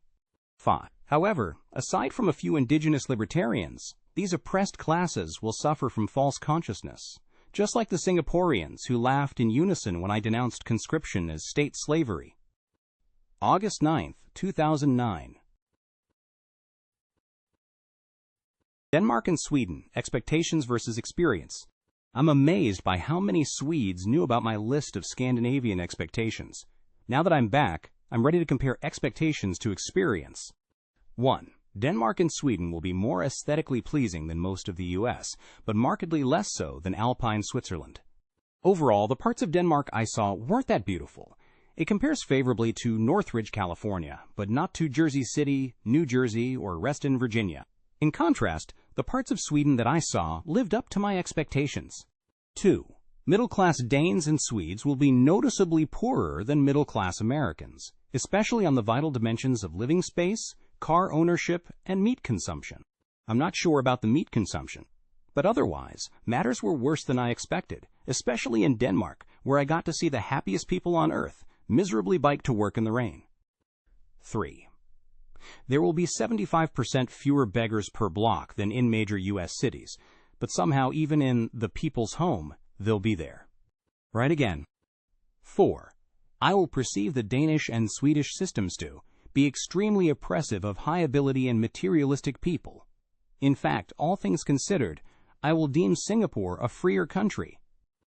I do so deem. 5. However, aside from a few indigenous libertarians, these oppressed classes will suffer from false consciousness, just like the Singaporeans who laughed in unison when I denounced conscription as state slavery. My observation: their false consciousness is so strong that several Scandinavians asked me if this was a joke. But you hardly have to be a libertarian to find 50% tax GDP ratios oppressive. Overall reaction: Scandinavia, especially Stockholm, is a nice place to visit, especially if you earn your money elsewhere, but you wouldn't want to live there. The HDI notwithstanding, it's not the peak of civilization. In fact, if there were a reality TV show called Swapping Countries, where middle-class Americans and Swedes lived in each other's countries for a year, I predict that only 5% of Americans wouldn't want to go home, versus about 50% of Swedes. August 21, 2009. Reflections on the Evolution in France. M. Back from Europe. Though I'm still playing catch-up, here are a couple of observations from my travels. 1. I've often heard people claim that you can become American, but you can't become French. All my experience in France contradicted this. Everywhere I looked, I saw extremely assimilated Africans, Asians, and yes, Arabs. 2. Predictions that France is going to be taken over by Islam look largely fanciful.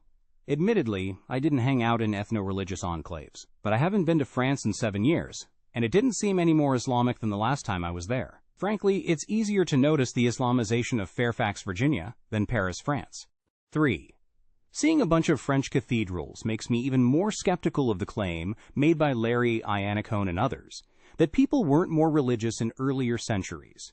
If people weren't far more religious in the Middle Ages, why did they pour such a high fraction of their surplus wealth into century-long religious architectural projects?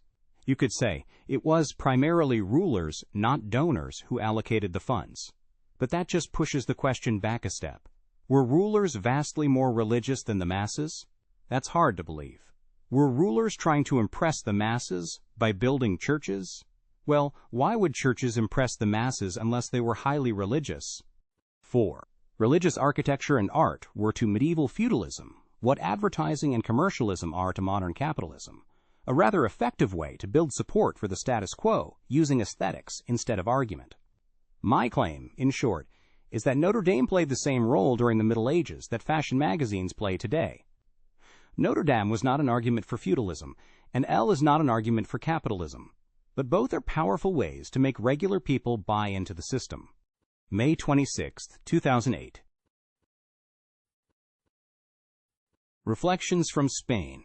I just got back from a 5-week visit to Spain. The first 4 weeks, I was teaching labor economics at Universidad Francisco Marroquín, while my sons took Spanish-language classes on Islamism, self-government, and the philosophy of Hayek. Then we rented a van and saw Córdoba, Seville, Gibraltar, Fuengirola, Granada, and Cuenca. During my stay, I also spoke to the Instituto von Mises in Barcelona, Effective Altruism Madrid, the Rafael del Pino Foundation, and the Juan de Mariana Institute. I had ample time to share ideas with UFM Madrid director Gonzalo Melian, UFM professor Eduardo Fernandez, Juan Pina and Roxana Nikilu of the Fundación para el Avance de la Libertad, and my Facebook friend Scott McLean. Using my sons as interpreters, I also conversed with about 25 Uber drivers. Hardly a scientific sample, but here are my reflections on the experience. 1. Overall, Spain was richer and more functional than I expected. The grocery stores are very well stocked. The worst grocery store I saw in Spain offered higher quality, more variety, and lower prices than the best grocery store I saw in Denmark, Sweden, or Norway. Restaurants are cheap, even in the tourist areas. Almost all workers I encountered did their jobs with a friendly and professional attitude. There is near zero violent crime, though many locals warned us about pickpockets. 2. The biggest surprise was the low level of English knowledge of the population.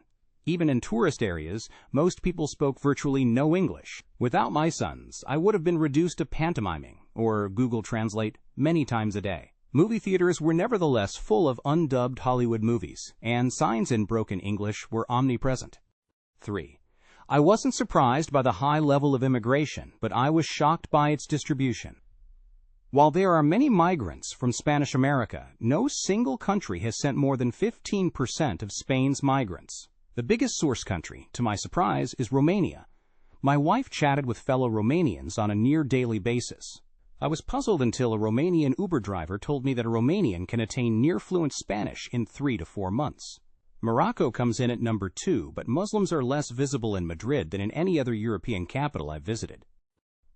4. 75% of our Uber drivers were immigrants, so we heard many tales of the immigrant experience. Romanians aside, we had drivers from Venezuela, Peru, Ecuador, Colombia, and Pakistan. Even the Pakistanis seemed highly assimilated and almost overjoyed to reside in Spain. By the way, Uber in Spain works even better than in the U.S. The median wait time was 3 minutes, and the prices were about 1/3 less than in the U.S. 5. Refugees from Chavismo were prominent and vocal. One Venezuelan Uber driver was vocally pro-Trump. You might credit Trump's opposition to Maduro, but the driver said she liked him because he doesn't talk like a regular politician. I wanted to ask, couldn't you say the same about Chavez and Maduro? But I was in listening mode. 6. I've long been dumbfounded by Spain's high unemployment rate, which peaked at around 27% during the Great Recession and currently stands at about 15%. Could labor market regulation really be so much worse in Spain than in France or Italy? My chats with local economists and observation of the labor market confirmed my skepticism. According to these sources, a lot of officially unemployed workers are lying to collect unemployment insurance while they work in the black market. Immigrants reported little trouble finding work, though they did gravitate toward new economy jobs like Uber driving. I still think that Spanish unemployment is a tragic problem, especially for the young. Yet properly measured, finding a job in Spain is plausibly easier than finding a job in France or Italy. This obviously raises the question, to what extent is unemployment in France and Italy inflated in the same way? If you know of good sources, please share in the comments. 7. If I didn't know the history of the Spanish Civil War, I never would have guessed that Spain ever had a militant labor movement. Tipping was even rarer than in France, but sincere devotion to customer service seems higher than in the U.S. Perhaps my sons charmed them with their highbrow Spanish, but I doubt that explains more than a small share of what I saw. A rental car worker apologized for charging me for returning my car with a 95% full tank, adding, "Sorry, but my boss will yell at me if I don't." 8. Catalan independence is a weighty issue for both Barcelona and Madrid libertarians. Madrid libertarians say that an independent Catalonia would be very socialist. Barcelona libertarians say the opposite. I found the Madrileños slightly more compelling here, but thought both groups were wasting time on this distraction. Libertarians around the world should downplay identity and focus on the policy trinity of deregulating immigration, employment, and housing. Plus austerity, of course. 9. UFM Madrid director Gonzalo Melian was originally an architect. We discussed Spanish housing regulation at length, and I walked away thinking that Spain is strangling construction about as severely as the U.S. does. 10. Spanish housing regulation is especially crazy, however, because the country is unbelievably empty. You can see vast, unused lands even 10 miles from Madrid. The train trip to Barcelona passes through hundreds of miles of desert. Yes, the U.S. has even lower population density, but Spain is empty, even in regions where many millions of people would plausibly like to live. 11. The quickest way to explain Spain to an American. Spain is the California of Europe. I grew up in Los Angeles, and often found myself looking around and thinking, this could easily be California. The parallel is most obvious for geography, the deserts, the mountains, the coasts, but it's also true architecturally. The typical building in Madrid looks like it was built in California in 1975, and at least in summer, the climates of Spain and California match closely. Spain's left-wing politics would also resonate with Californians, but Spain doesn't seem so leftist by European standards. Indeed, Spaniards often told me that their parents remained staunch Franco supporters. 12. My biggest epiphany. Spain has more to gain from immigration than virtually any other country on Earth. There are almost 500 million native Spanish speakers on Earth, and only 47 million people in Spain. Never mind all those non-Spanish speakers who can acquire fluency in less than a year. Nearly all of these Spanish speakers live in countries that are markedly poorer and more dangerous than Spain, so vast numbers would love to migrate. And due to the low linguistic and cultural barriers, the migrants are ready to hit the ground running. You can already see migration-fueled growth all over Spain, but that's only a small fraction of Spain's potential. 13. Won't these migrants vote to ruin Spain? I don't see the slightest hint of this. Migrants come to work, not to change Spain. And it's far from clear that natives' political views are better than migrants. Podemos, the left-wing populist party, doesn't particularly appeal to immigrant voters. Vox, the right-wing populist party, seems to want more immigration from Spanish America, though they naturally want to slash Muslim immigration. 14. How can immigration to Spain be such a free lunch? Simple. Expanding a well-functioning economy is far easier than fixing a poorly functioning economy. The Romanian economy, for example, has low productivity. Romanian people, however, produce far more in Spain than at home. Give them 4 months to learn the language, and they're ready to roll. 15. According to my sources, Spain's immigration laws willfully defy this economic logic. When illegal migrants register with the government, they immediately become eligible for many government benefits. Before migrants can legally work, however, they must wait 3 years. Unsurprisingly then, you see many people who look like illegal immigrants, working informally on the streets, peddling bottled water, sunglasses, purses, and the like. I met one family that was sponsoring Venezuelan refugees. Without their sponsorship, the refugees would basically be held as prisoners in a government camp, or even get deported to Venezuela. Why not flip these policies, so migrants can work immediately, but wait 3 years to become eligible for government benefits? Who really thinks that people have a right to the labor of others, but no right to labor themselves? 16. Our favorite day was actually spent in Gibraltar. Highly recommended. You simply cannot overrate the apes. I was astounded to learn that the border with Spain was totally closed until 1982 and only normalized in 1985. In a rare triumph of the self-interested voter hypothesis, 96% of Gibraltarians voted against Brexit. Crossing the border is already kind of a pain. Pedestrians have to go through cursory Spanish and British passport checks both ways, and the car line is supposed to take an hour. I'd hate to be living in Gibraltar if security gets any tighter.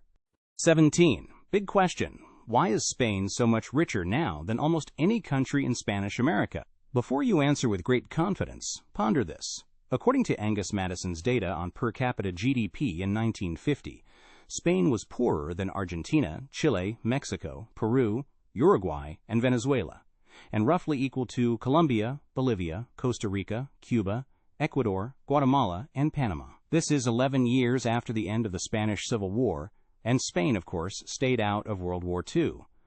18. Related observation. Once you've seen Spain, the idea that underdevelopment and oppression are somehow intrinsic to Islam is ridiculous. The monuments of 8 centuries of Muslim civilization in Spain are all around you. So are basic facts like Muslim Cordoba was once the largest city in Europe, and plausibly the most tolerant as well. While bad outcomes are somewhat persistent, dramatic turnarounds are also common. 19. Another example. In less than a century, Spain has gone from being a battleground between reactionary Catholicism and violent atheism to a land of extreme religious apathy. Non-practicing Catholics now outnumber practicing Catholics 2 to 1. 20. After I visit a new country, Tyler Cowen always asks me, "Are you long or short?" In terms of potential, I'm very long on Spain. The trinity of deregulate immigration, employment, and housing is vital in almost every country, but this formula would do more for Spain than nearly any other country. Wise policy would make Spain the biggest economy in Europe in 20 years flat. Unfortunately, these policies are highly unlikely to be adopted anytime soon, so my actual forecast is only moderately positive. At this point, I can picture Tyler aphorizing. The very fact that a country has massive unrealized potential is a reason to be pessimistic about its future. But this goes too far. All else equal, a higher upper bound is clearly a reason for optimism, and by European standards, the Spanish economy is now doing very well. 21. Overall, my visit has made me more optimistic about Spain. Much of the measured unemployment is illusory, and immigrants are pouring in to profit from Spain's combination of high productivity and linguistic accessibility. Housing policy remains bad. Since housing regulation is decentralized, however, some regions of Spain will be atypically tolerant of new construction. Where is the Texas of Spain? I don't know, but that's where the future is. July 17, 2019. España es como una madre. Our most memorable Uber driver in Madrid was a young Pakistani man. We gave him 20 minutes. He gave us his Odyssey. Too bad I failed to record the conversation, because this would have been a great interview to broadcast on Spanish radio. Our driver's story. Back in Pakistan, he lived in hunger, so he left home to seek his fortune. In popular parlance, he became part of the European migrant crisis. He traveled solo, journeying from Pakistan to Iran to Turkey. Then he zigzagged around the EU, passing through Greece, Romania, Germany, Italy, and France. Our driver gave few details, but each of these countries treated him badly. He had to hide from the authorities and could not legally work. After 3 months, however, he reached Spain, and his life turned around. My Spanish sources tell me that migrants must normally wait 3 years to receive work permission. But my driver somehow managed to get his work papers almost immediately. 3 years later, he speaks Spanish, has plenty to eat, and loves his new home. Indeed, he practically describes Spain as a libertarian paradise. Work hard, don't hurt people, don't steal, and you'll have a good life. Using his Spanish travel documents, he was even able to visit Britain. He liked it, but saw no hope of ever legally working there.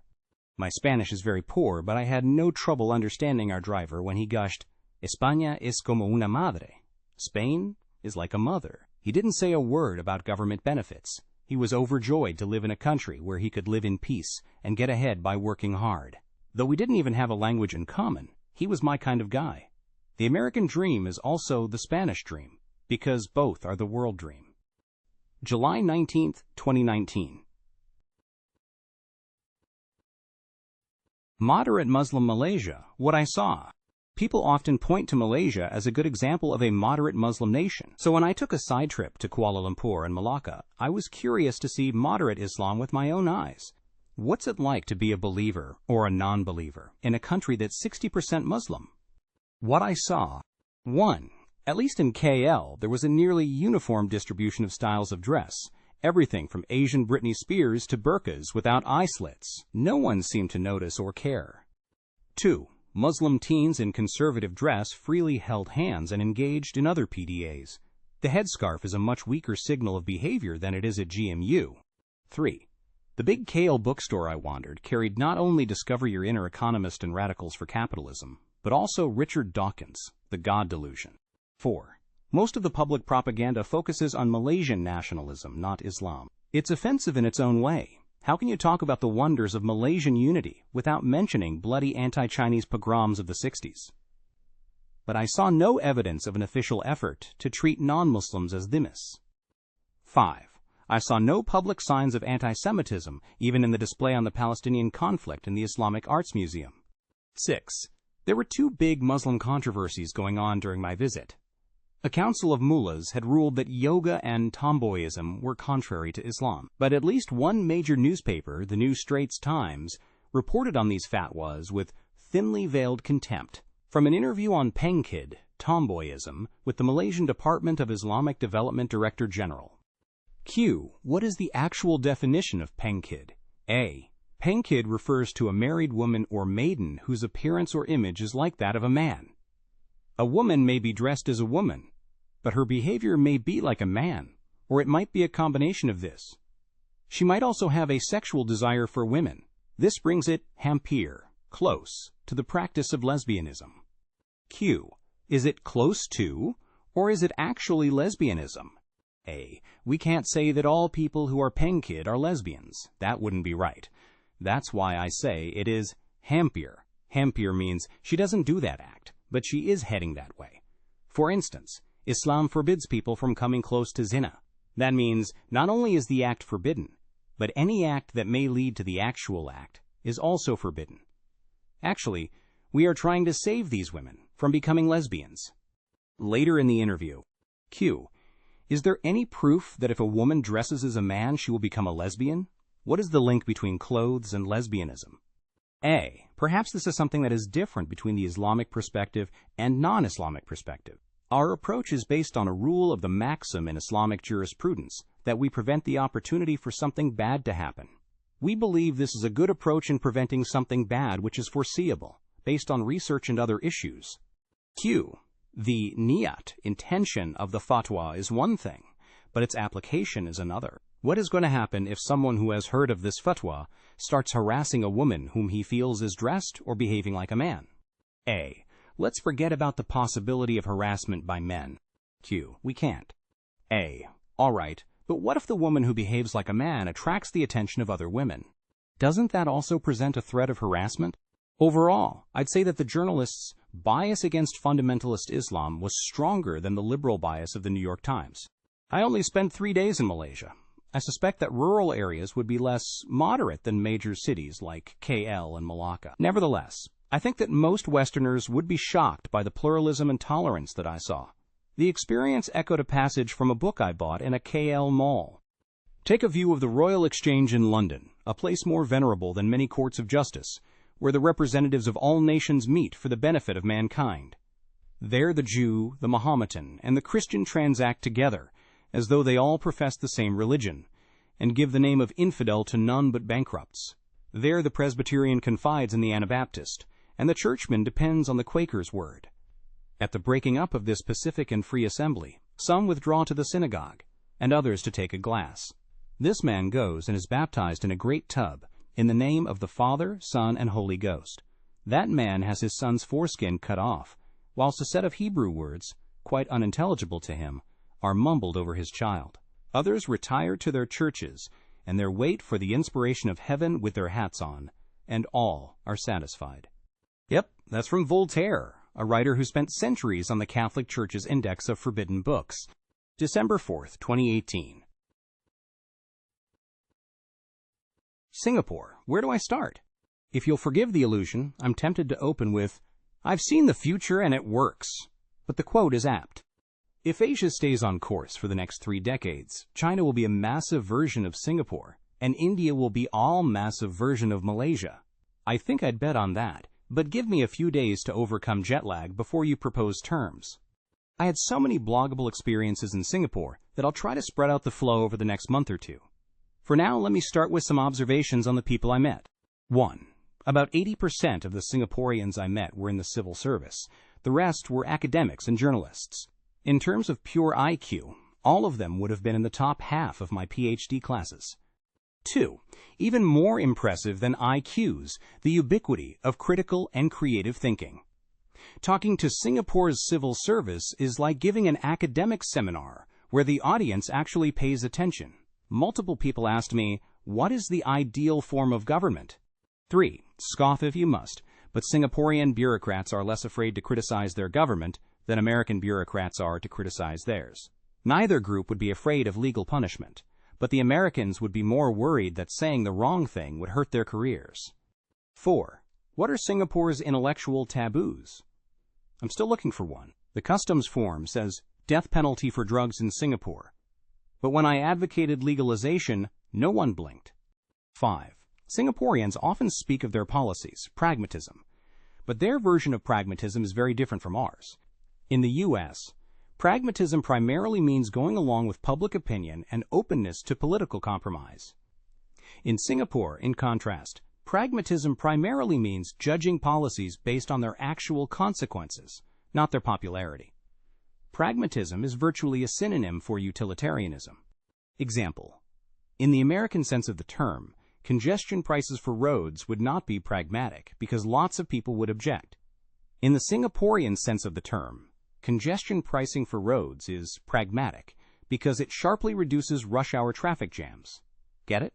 November 26, 2008. Touristic bias. Why Americans overrate Europe and Europeans underrate America. When Americans visit Europe, they see a lot to like: charming boulevards, delicious food, and historic cities that feel safe. When Europeans visit the U.S., it's not so pretty. While major American cities are impressive, their inhabitants can be more than a little scary, even after the sharp decline in crime rates. From an American or European tourist's point of view, Europe seems not just more aesthetic than the U.S., but more hospitable.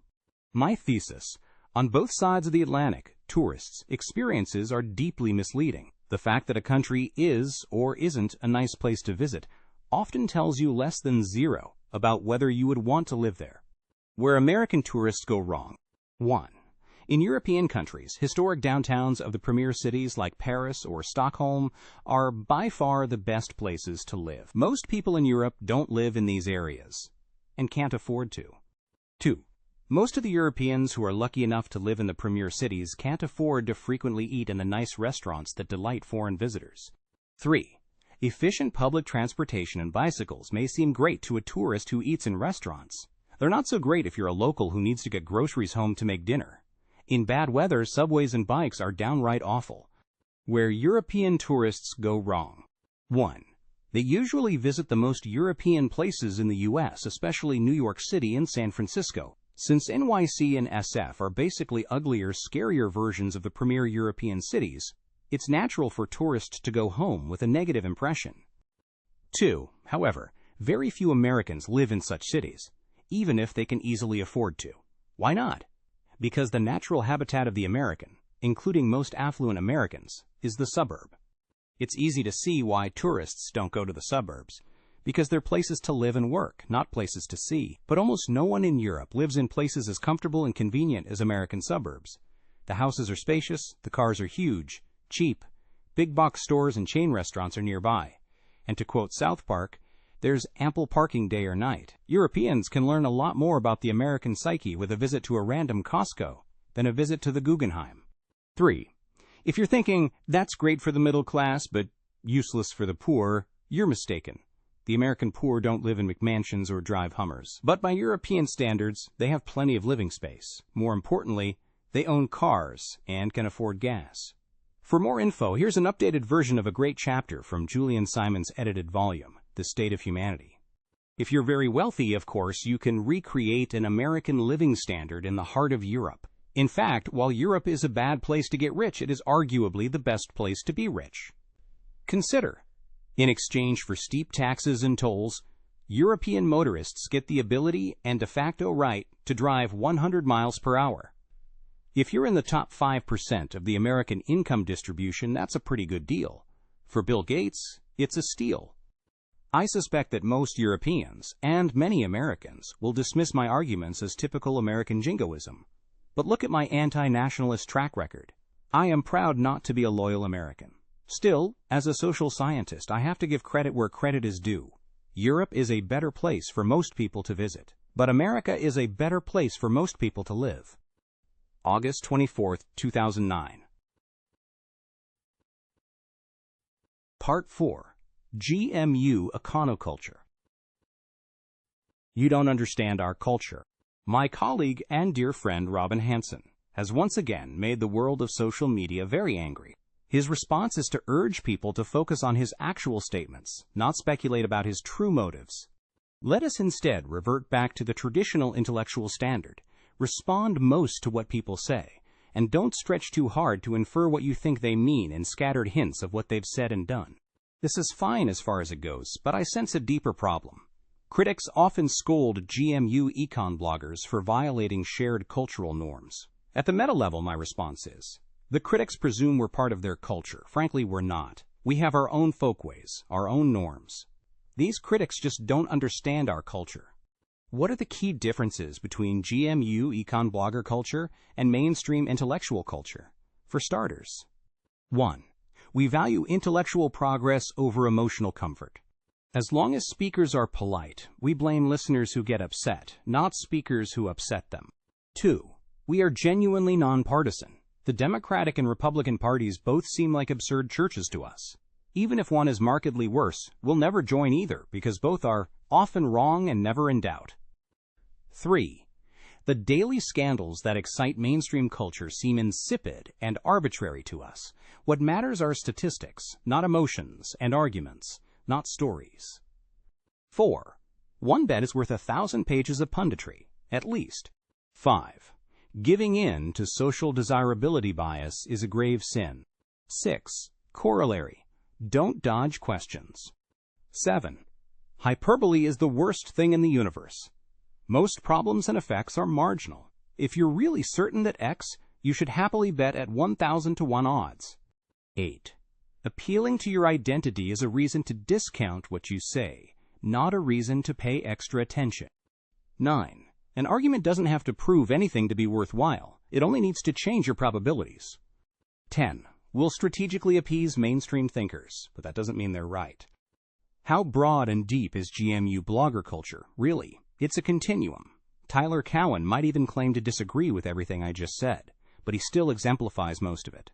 The important thing to know is that our distinct culture is thriving in your midst. We aren't numerous, but we are a proud people, so please show some cultural sensitivity. September 21st, 2018. Our culture welcomes you. In hindsight, my recent post on GMU econ blogger culture has one glaring omission. Namely, we are extremely inclusive. Converts are welcome, the more the merrier. But that's only the beginning. We also cherish our fellow travelers, sympathizers, well-wishers, and tourists. We don't look for reasons to be angry or reject others. Instead, we search for the intellectual good in everyone. Our views are too unpopular to get upset at people for disagreeing with us, so we build cohesion by not asking for it. As Muawiyah puts it, if there is even one thread binding me to my fellow man, I do not let it break. If he pulls, I loosen. If he loosens, I pull. Yes, welcoming outcasts creates an adverse selection problem, but we gladly live with that problem. If your intellectual tribe turns on you, don't mope. Stroll over to our lunch table. Don't worry that you've somehow offended us or burned bridges. Our bridges are fireproof, and in our culture, a friendly, informative conversation beats any apology. Saying, let's pretend our past quarrels never happened, is good. But actually pretending the quarrels never happened is even better. Indeed, given the spotlight effect, there's a good chance that no one else remembers the quarrels that continue to weigh upon you. Does this whole perspective wrongly assume moral equivalence or moral agnosticism? No, but it does assume that mainstream culture is too quick to anger. Wrath doesn't merely lead us to treat others unjustly. It also leads us to error by cutting us off from unwelcome information and arguments. Last point. Most invitations eventually expire. This invitation is open-ended unto ages of ages. Feel free to stay with mainstream culture as long as you like. If and when you tire of it, GMU Econ blogger culture will take you in. September 24th, 2018. Simon versus Ehrlich at a funeral. I recently attended my first funeral. Even though I never met the deceased, I cried. The only good thing to say about death is that it beats severe, chronic pain. I didn't need a lot of details about her life to be confident that this woman's death was a tragedy for her family, and for the world. A week later, I Googled my favorite Julian Simon quote to get the page number. Many decades from now, I hope someone reads this at my funeral.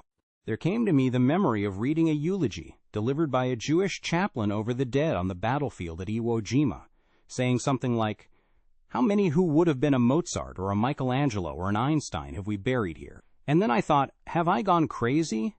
What business do I have trying to help arrange it that fewer human beings will be born, each one of whom might be a Mozart or a Michelangelo or an Einstein, or simply a joy to his or her family and community, and a person who will enjoy life?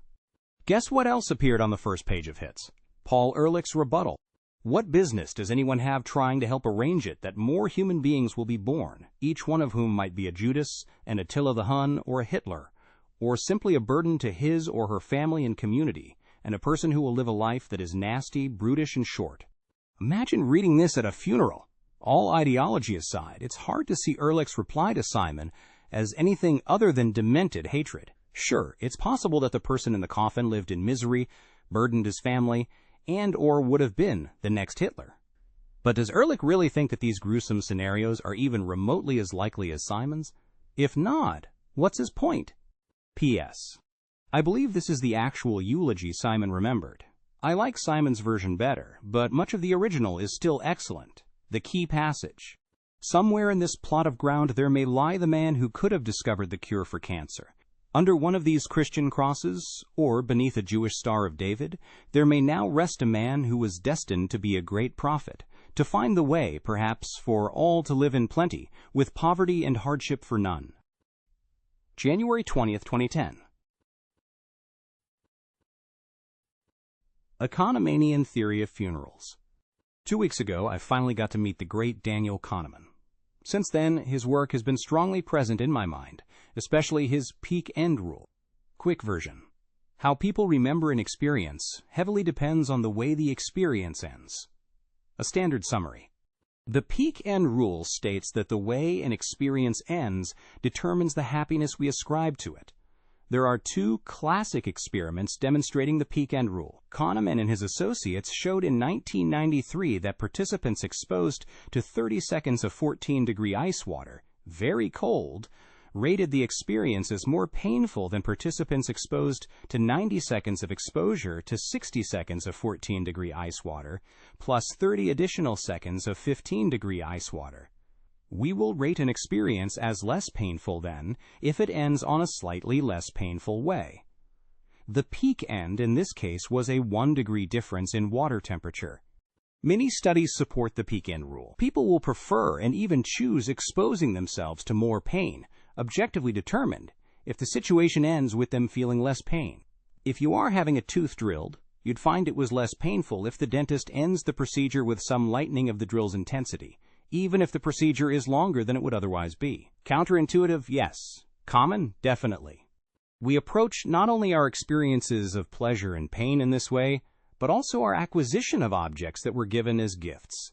As reported in a review article by Dartmouth psychologist Amy Dew and collaborators, 2008, participants given free DVDs were more pleased with the gifts if they received the more popular ones after the less popular ones than if they received the exact same DVDs in the opposite order. When it comes to pleasure, it's all about the ending. If you take the peak end rule seriously, human life seems rather tragic because it almost always ends badly. The best case scenario is that you die peacefully in your sleep surrounded by loved ones. The more likely scenario is that you endure years of progressively worsening pain, then die miserably in a hospital. And this whistles past early deaths from disease, accident, or violence. Can you draw comfort from the fact that people will remember you fondly when you're gone? If the peak end rule is right, seemingly not. After all, since life ends badly, won't people negatively encode the totality of your life? The answer heavily depends on what counts as the end of your life. If the day you perish is the end, your life story will end badly. But why not add an extra chapter to the book of your life? I'm thinking, naturally, of the funeral. It's a time for everyone who cared about you to come together, honor you, praise your accomplishments, and share happy stories. As long as your life officially ends with a fine funeral rather than a wretched death, our memories of the dead can evade the ugliness of mortality. Is it too much of a stretch to say that the ubiquity of funerals suggests that human societies on some level grasp the peak end rule and redefine the end of life to enhance the memories of the living? This is admittedly speculation. Indeed, I wouldn't be shocked if the peak end rule simply failed to replicate, yet it's still intriguing. One implication is that, all else equal, people will have worse memories of deceased people with unpleasant or non-existent funerals. The obvious problem, of course, is that all else is almost never equal, because we're less likely to celebrate the lives of disappointing people after they die. I've never been big on funerals, but this Kahnemanian perspective makes me less supportive of cutting corners. The key corners not to cut, however, are emotional rather than financial. Instead of buying a $10,000 box for the dead, why not spend extra time sharing memories of a life well lived?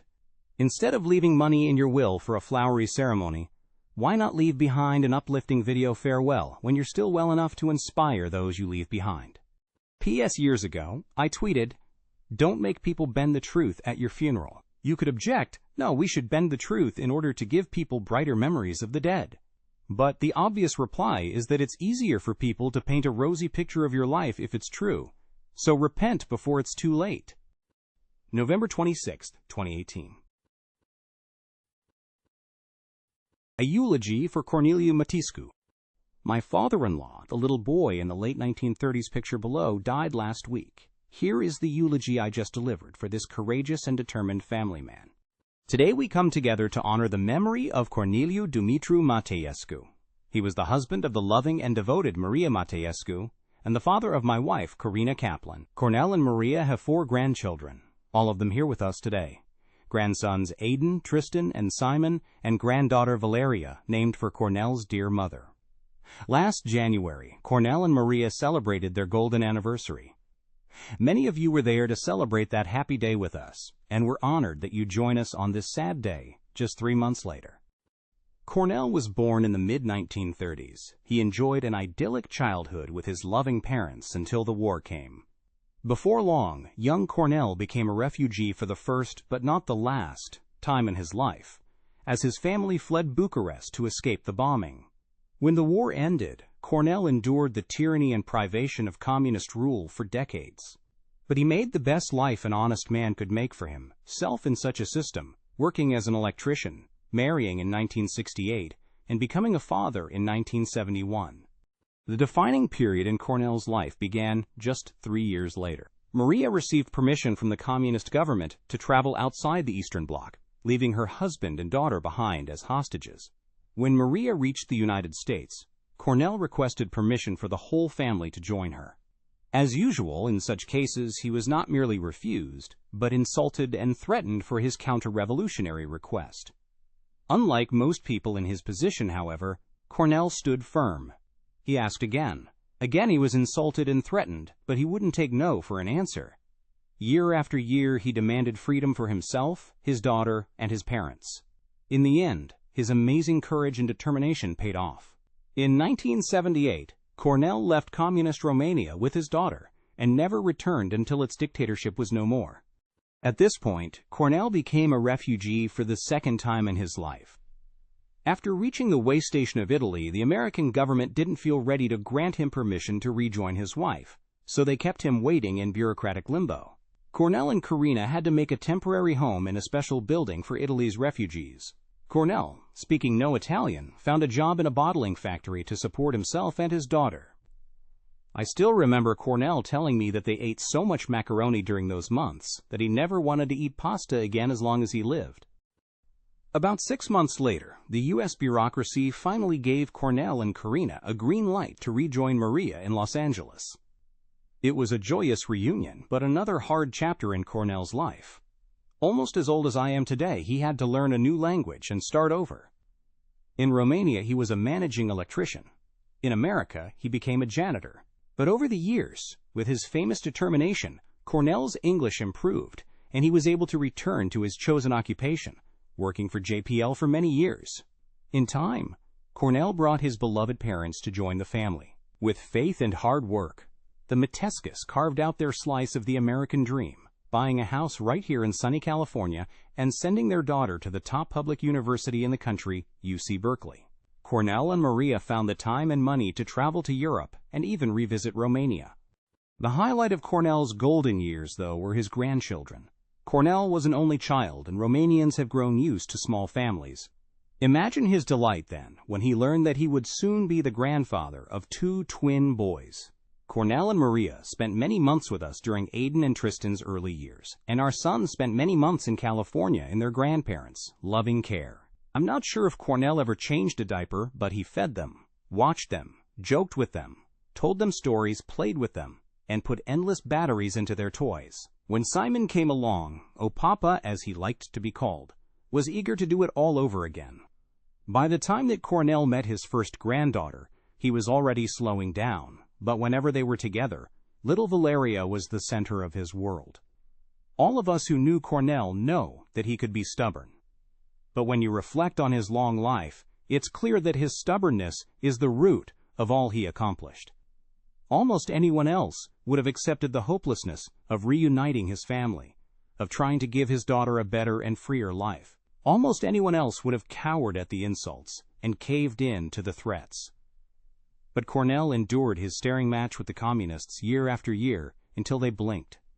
How many of us would have made it as refugees? Corneliu did it twice. Imagine trying to learn a new language and find a job, any job, in your 40s. Corneliu did it twice. We can all use some of his stubbornness to help us through the adversities of life. But the greater lesson of Corneliu's life is the value of family. Corneliu was a truly devoted son, husband, father, and grandfather. He loved them all and was not afraid to show his feelings with hugs, kisses, and tears. When they needed him, he gave them his all. Without his love and determination, my wife probably wouldn't even be in this country, much less in my life. Our children never would have been born. We owe Corneliu all that we have, and we will never forget him. April 26, 2018. Is it really conscious? In the Age of M, Robin Hanson tries to sidestep philosophical questions, especially, would your artificial intelligences, AIs, actually be conscious? But if you seek to evaluate the world of the future, everything revolves around this infamous philosophical challenge. Suppose AIs perfectly simulate thoughts and feelings, even though they experience neither. If so, claims about their welfare are nonsense. Giving up human welfare to make AIs better off is nonsense on stilts. And valuing a world with trillions of AIs and 0 humans over the status quo could well be the greatest normative error ever made. Faced with this hypothetical, most AI optimists reply, "Sure, if AIs were dead inside, you'd be right. But that's a big if. Why should we even take the idea seriously, much less believe it?" Rather than rehash the P-zombie literature, let's start from first principles. 1. No one literally observes anyone's thoughts and feelings but his own. I can see my own happiness via introspection, even with my eyes closed. When I look at other people, I can see smiling faces but never actually see their happiness. 2. This gives rise to the classic problem of other minds. How, if at all, can you justify your belief that anything besides yourself has thoughts and feelings? Since you never observe others' thoughts and feelings directly, you can only know them by inference. 3. This is no trivial inference, because the world is full of things that suggest thoughts and feelings, even though virtually everyone is virtually sure they don't have thoughts and feelings. Take a diary. It claims to have thoughts, it claims to have feelings. But that's not enough to convince us it has thoughts and feelings.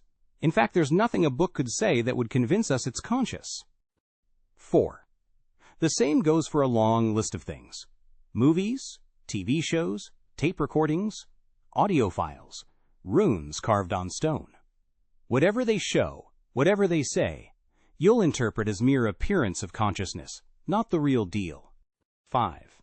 The same applies for things that provide contingent output, choose-your-own-adventure novels, single-player video games, Ouija boards, thermostats. When you increase the difficulty level in a chess game, you don't wonder if the computer or program will start to think thoughts and feel emotions. 6. Many of the things we're virtually sure aren't conscious express more complex thoughts and feelings than the typical human. Like war and peace, many of the things we're virtually sure are conscious express far simpler thoughts and feelings than the typical human. Like a mouse. 7. The vast majority of things that never express thoughts and feelings don't seem conscious to us, even things that look visibly human, like people in long-term comas. If we learned that a monk had once taken a vow of silence, however, his subsequent failure to speak would not make us doubt his continued consciousness. If he publicly took a vow of expressionlessness, similarly, his subsequent lack of facial expressions would barely change our minds about his inner states. 8. At this point, there are two ways to swiftly and permanently end contemplation of the problem of other minds. The first is solipsism, to say either, I have no idea if anything other than myself is conscious, or even, I alone am conscious. The second is materialism, to say either, I have no idea if anything, including myself, is conscious, or even, nothing is conscious. Both views are so absurd, there's little point arguing with convinced adherents. 9. Any sensible position on the problem of other minds, then, must begin with a clear affirmation that A. You are definitely conscious, combined with B. Some way of inferring that other things are conscious, even though C. Many unconscious things closely mimic conscious things. Most of the AI enthusiasts I've encountered think the problem of other minds is simple. If it quacks like a duck, it's a duck. If a machine acts like it has thoughts and feelings, it has thoughts and feelings. But how can this simple solution be right when the world is already full of duck calls? In the near future, I'll offer my solution to the problem of other minds, a solution that strongly suggests AIs are no more conscious than choose-your-own-adventure novels. Maybe I'm wrong, but I'm not wrong to claim AI fans. Impatient responses to the problem of other minds need a lot more curiosity and a lot more work. August 2nd, 2016. Against the Human Development Index, the authors of the U.S. unemployment rate now as high as Europe report have turned down my bet. One of the authors did, however, counter-offer a bet that Scandinavia's scores on the Human Development Index would beat America's at the end of the Obama administration. That's funny, because I was already planning to blog against the usefulness of the HDI today, provoked by the CEPR report's remark that the case for the superiority of the U.S. model was always exaggerated. For one thing, it tended to ignore the relatively lower performance of the U.S. on broader quality of life measures like the Human Development Index. Now, what exactly is the HDI? The one-line explanation is that it gives equal weights to GDP per capita, life expectancy, and education. But it's more complicated than that, because scores on each of the three measures are bounded between 0 and 1. This effectively means that a country of immortals with infinite per capita GDP would get a score of 0.666, lower than South Africa and Tajikistan, if its population were illiterate and never went to school. So what are the main problems with the HDI? 1. I can see giving equal weights to GDP per capita and life expectancy, but education? As a professor and a snob, I understand the appeal, though a measure of opera consumption would be even better. But in terms of the actual, if not professed, values of normal human beings, televisions and cars are a lot more important than books. 2. When you take a closer look at the HDI's education measure, it's especially bogus. 2/3 of the weight comes from the literacy rate. At least that's not ridiculous. But the other 1/3 comes from the gross enrollment index, the fraction of the population enrolled in primary, secondary, or tertiary education. Okay, I feel a reductio ad absurdum coming on. To max out your education score, you have to turn 100% of your population into students. 3. The HDI purportedly gives equal weights to 3 different outcomes, but bounding the results between 0 and 1 builds in a massive bias against GDP. GDP per capita has grown fantastically during the last 2 centuries and will continue to do so. In reality, there's plenty of room left for further improvement, even in rich countries. But the HDI doesn't allow this. Since rich countries are already close to the upper bound, the HDI effectively defines their future progress on this dimension out of existence. To a lesser extent, the same goes for life expectancy. While it's roughly doubled over the last 2 centuries, dying at 85 is not, contrary to the HDI, approximately equal in value to immortality. The clear winners from this weighting scheme, of course, are the literacy and enrollment measures, both of which have upper bounds that are imposed by logic rather than fiat. 4. The ultimate problem with the HDI, though, is lack of ambition. It effectively proclaims an end of history, where Scandinavia is the pinnacle of human achievement. Admittedly, I've never visited Scandinavia. But when I see it for the first time this August, I'm pretty sure I won't say to myself, wow, it can't get any better than this. At this point you might ask, yes, but will you take the HDI bet, Bryan? Nope. Scandinavia comes out on top according to the HDI, because the HDI is basically a measure of how Scandinavian your country is. While Obama is moving us in that direction, I don't think he's going to be able to take us all the way there. May 22, 2009. The upper hand heuristic. As Adam Smith explains, treating other people well is often in our narrow self-interest. It is not from the benevolence of the butcher, the brewer, or the baker that we expect our dinner, but from their regard to their own interest. An odd corollary is that when a person treats us well, we cannot infer that they genuinely care about us. Maybe they're just treating us well because they desire our repeat business or a favor down the line. If X treats Y well does not imply that X genuinely cares about Y, what does? For starters, you have to look at situations where X has the upper hand. Situations where Smith's insight does not apply. If X doesn't advance his narrow self-interest by treating Y well, yet treats Y well nonetheless, we discover that deep down, X really cares about Y. The same goes, of course, if X suddenly starts treating Y badly as soon as X has the upper hand. Studying situations where someone has the upper hand often leads to pessimism about human nature. It's tempting to move from the truism that when X doesn't need Y, X treats Y worse, to people are bad.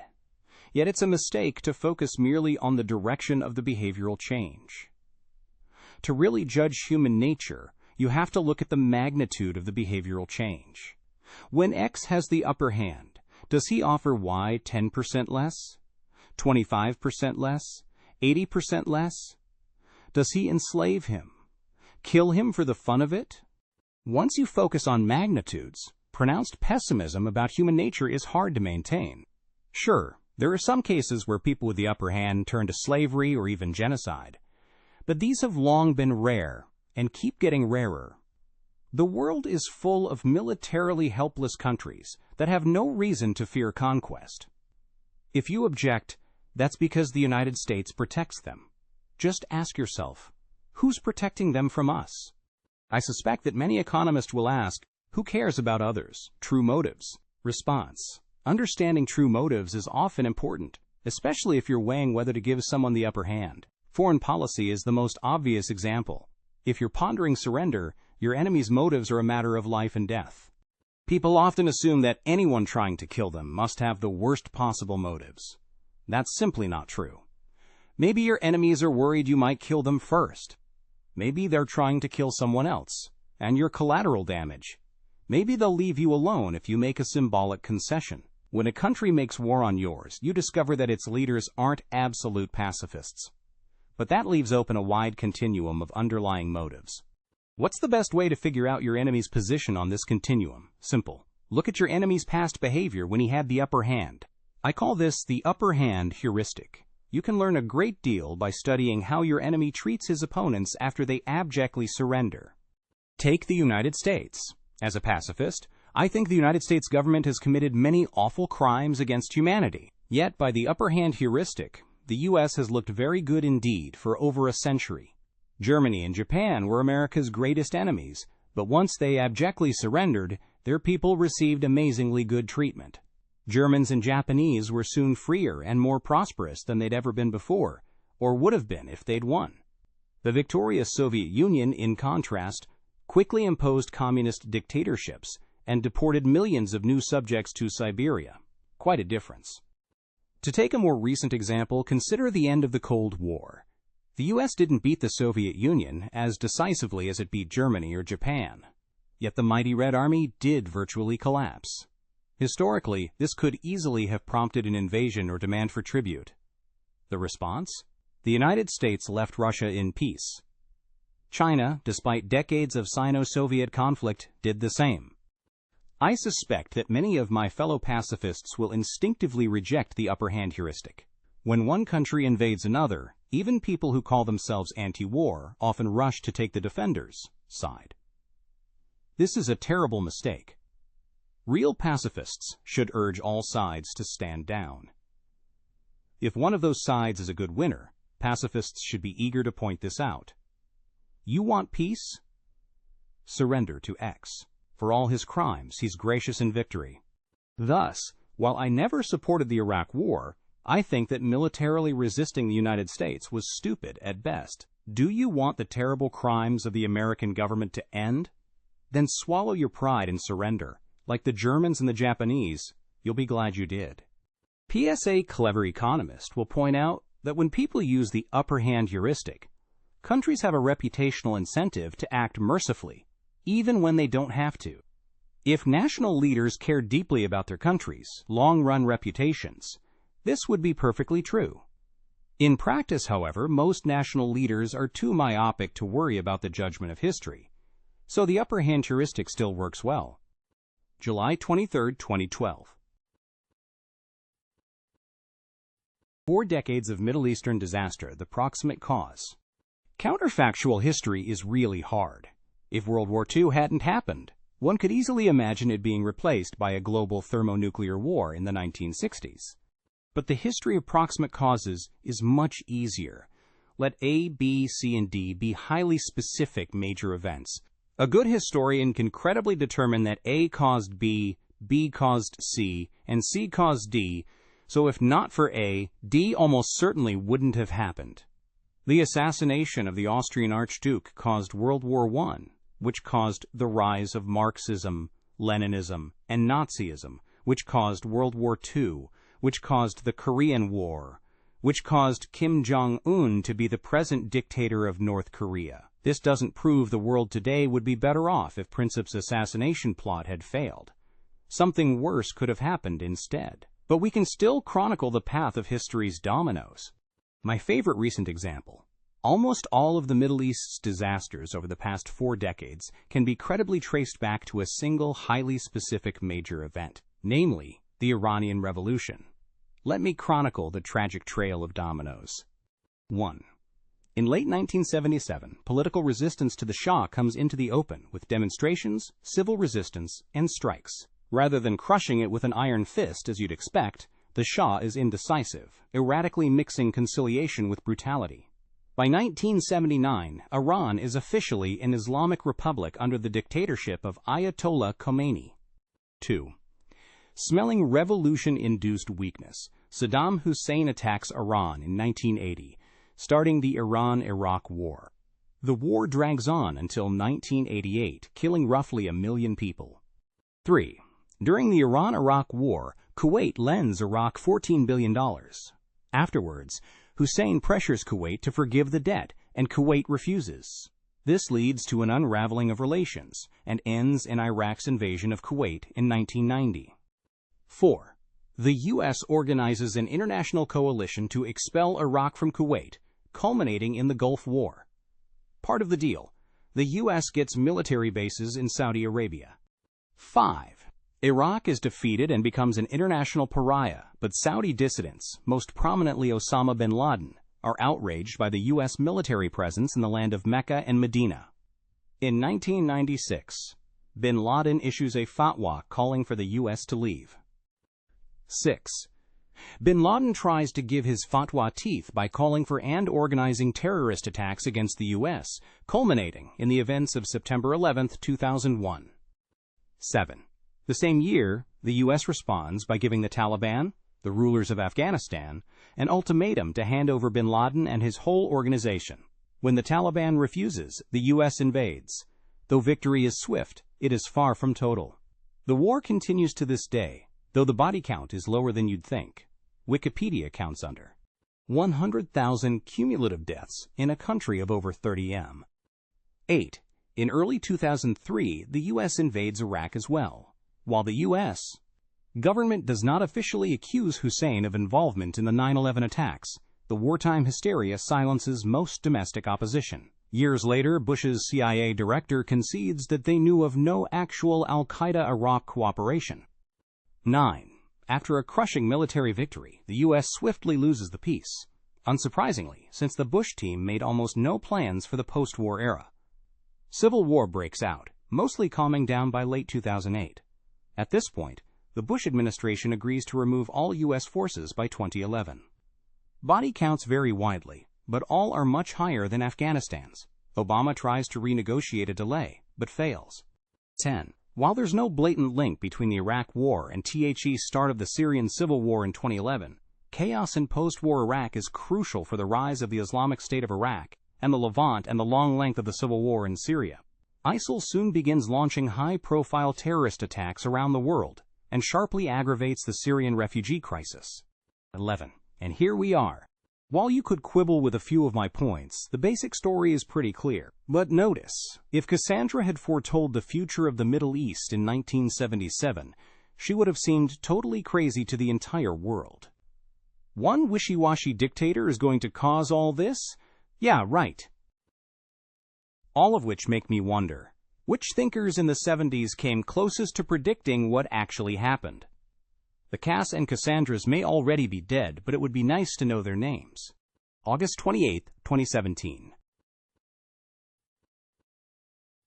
The high cost of trendy living, a slight variation on the obvious explanation. In The Logic of Life, Tim Harford tries to figure out why rents in New York and other trendy urban locations are so high. You might think that the rents are high because the wages are high. But adjusting for the cost of living, urban living remains a bad deal. Harford cites Glaser's finding that, quote, ACH doubling of city size raises wages by 10%, but raises prices by 16%. So what gives? Harford considers, then rejects, the idea that people are primarily paying a premium for urban consumption amenities.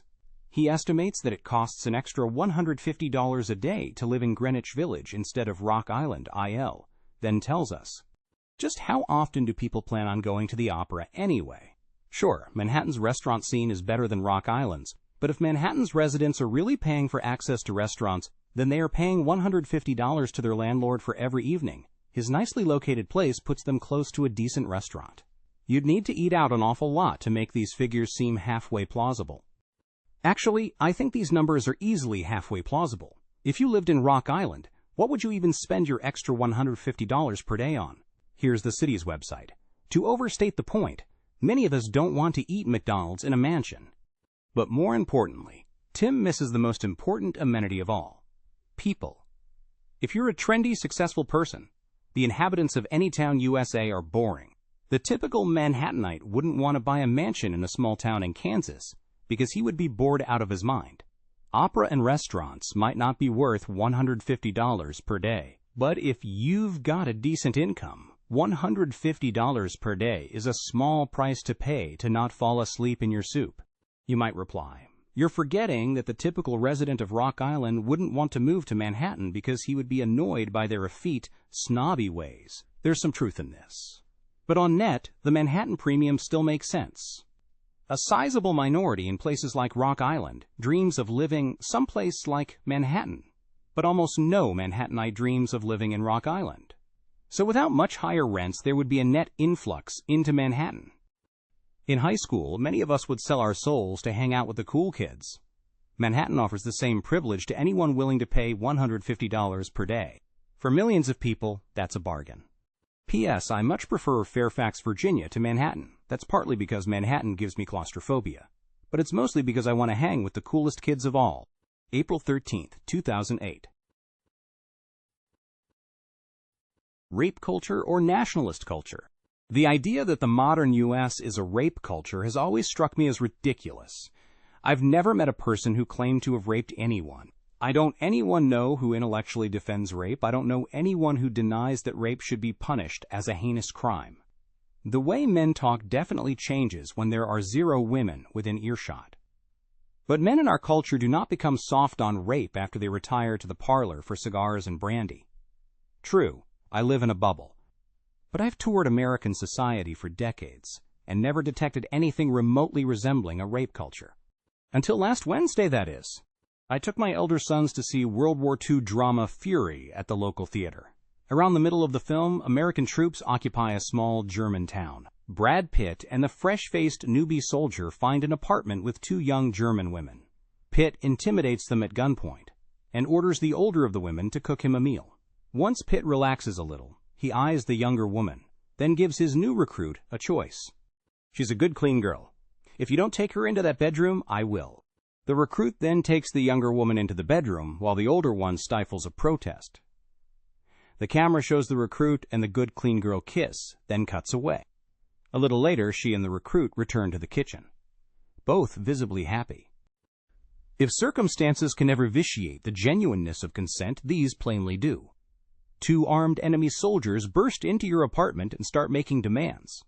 Even if the soldiers never say, "I will kill you unless you have sex with me," the women reasonably fear for their lives, and the soldiers know this full well.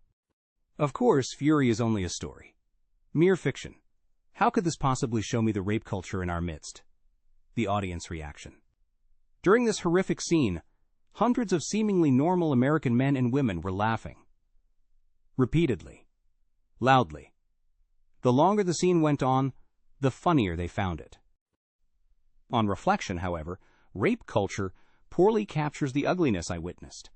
If the audience reaction exposed a general tolerance for rape, we should expect them to have a similarly bemused reaction if the movie showed German soldiers intimidating American women into sex, and it's obvious that the audience wouldn't have found that even slightly amusing. Instead, there'd be gasps of dismay, disgust, and anger. It's only funny when we do it to them. What I really saw last Wednesday, then, was not a hitherto elusive rape culture. What I saw, rather, was another symptom of our ubiquitous nationalist culture. The first, George Bush boiled it down to essentials. I will never apologize for the United States. I don't care what the facts are. I'm not an apologize for America kind of guy. Unlike the rape culture story, the nationalist culture story predicts that the American audience would also support, or at least not mind, mistreatment of enemy males. And that describes my fellow theatergoers to a T. When Brad Pitt forces his recruit to kill a helpless German prisoner, I inwardly condemned Pitt as a war criminal. The people around me, however, seemed to have the reaction the screenwriters intended. Sure, this seems cruel, but Pitt is teaching his recruit a vital lesson that could easily save American lives. We do live in a bad culture. But it's not bad because it condones or trivializes violence against women. Few things are less acceptable to us. Our culture is bad because it condones and trivializes violence against foreigners of both genders, especially the violence of modern warfare and the violence of immigration restrictions. Ideals are peaceful, history is violent. That's Brad Pitt's widely quoted Fury fortune cookie. Totally wrong, of course. History is violent because many popular ideals are violent. And nationalism is one of the very worst. P.S. Tyler Cowen told me his audience at Fury only had a few chuckles during the same scene. How about yours? December 3rd, 2014. Million-dollar babies. Economic fact versus popular fancy in L.A. I just got back from another vacation in Los Angeles. As they say, it's a city of contrasts. But the most interesting contrast is rarely mentioned. On the one hand, even pretty ordinary Angelenos, especially the elderly, reside in homes worth about $1 million. On the other hand, the people of LA minus and its self-absorbed local media never stop complaining about how bad they've got it. Any resident I talked to for more than 5 minutes started ranting about crime, gangs, natural disasters, healthcare, and above all, illegals. And these same issues dominate every newscast and the front page of every newspaper. Los Angeles media make the New York Times look like the Julian Simon Sentinel. Unfortunately, vacation is so exhausting that I didn't have the energy to set LA straight. But now that I'm home, here's what I'd like to have said. Angelenos, turn off the news. Cancel your newspaper subscriptions. If you want to really understand your city, all you need to do is take a look at housing prices. If your house is worth $1 million, then life in your neighborhood is excellent and will continue to be excellent for a long time. The problems you keep complaining about are minor drawbacks for people who live in cheaper areas. If your home is worth $1 million, these problems barely affect you at all. What makes me so sure? People don't pay $1 million to live in a hellhole. They don't pay $1 million to live somewhere that is going to be a hellhole in 10 years. If popular opinion and local media imply otherwise, they're wrong. In fact, they're so wrong that they don't deserve your time. A useful comparison.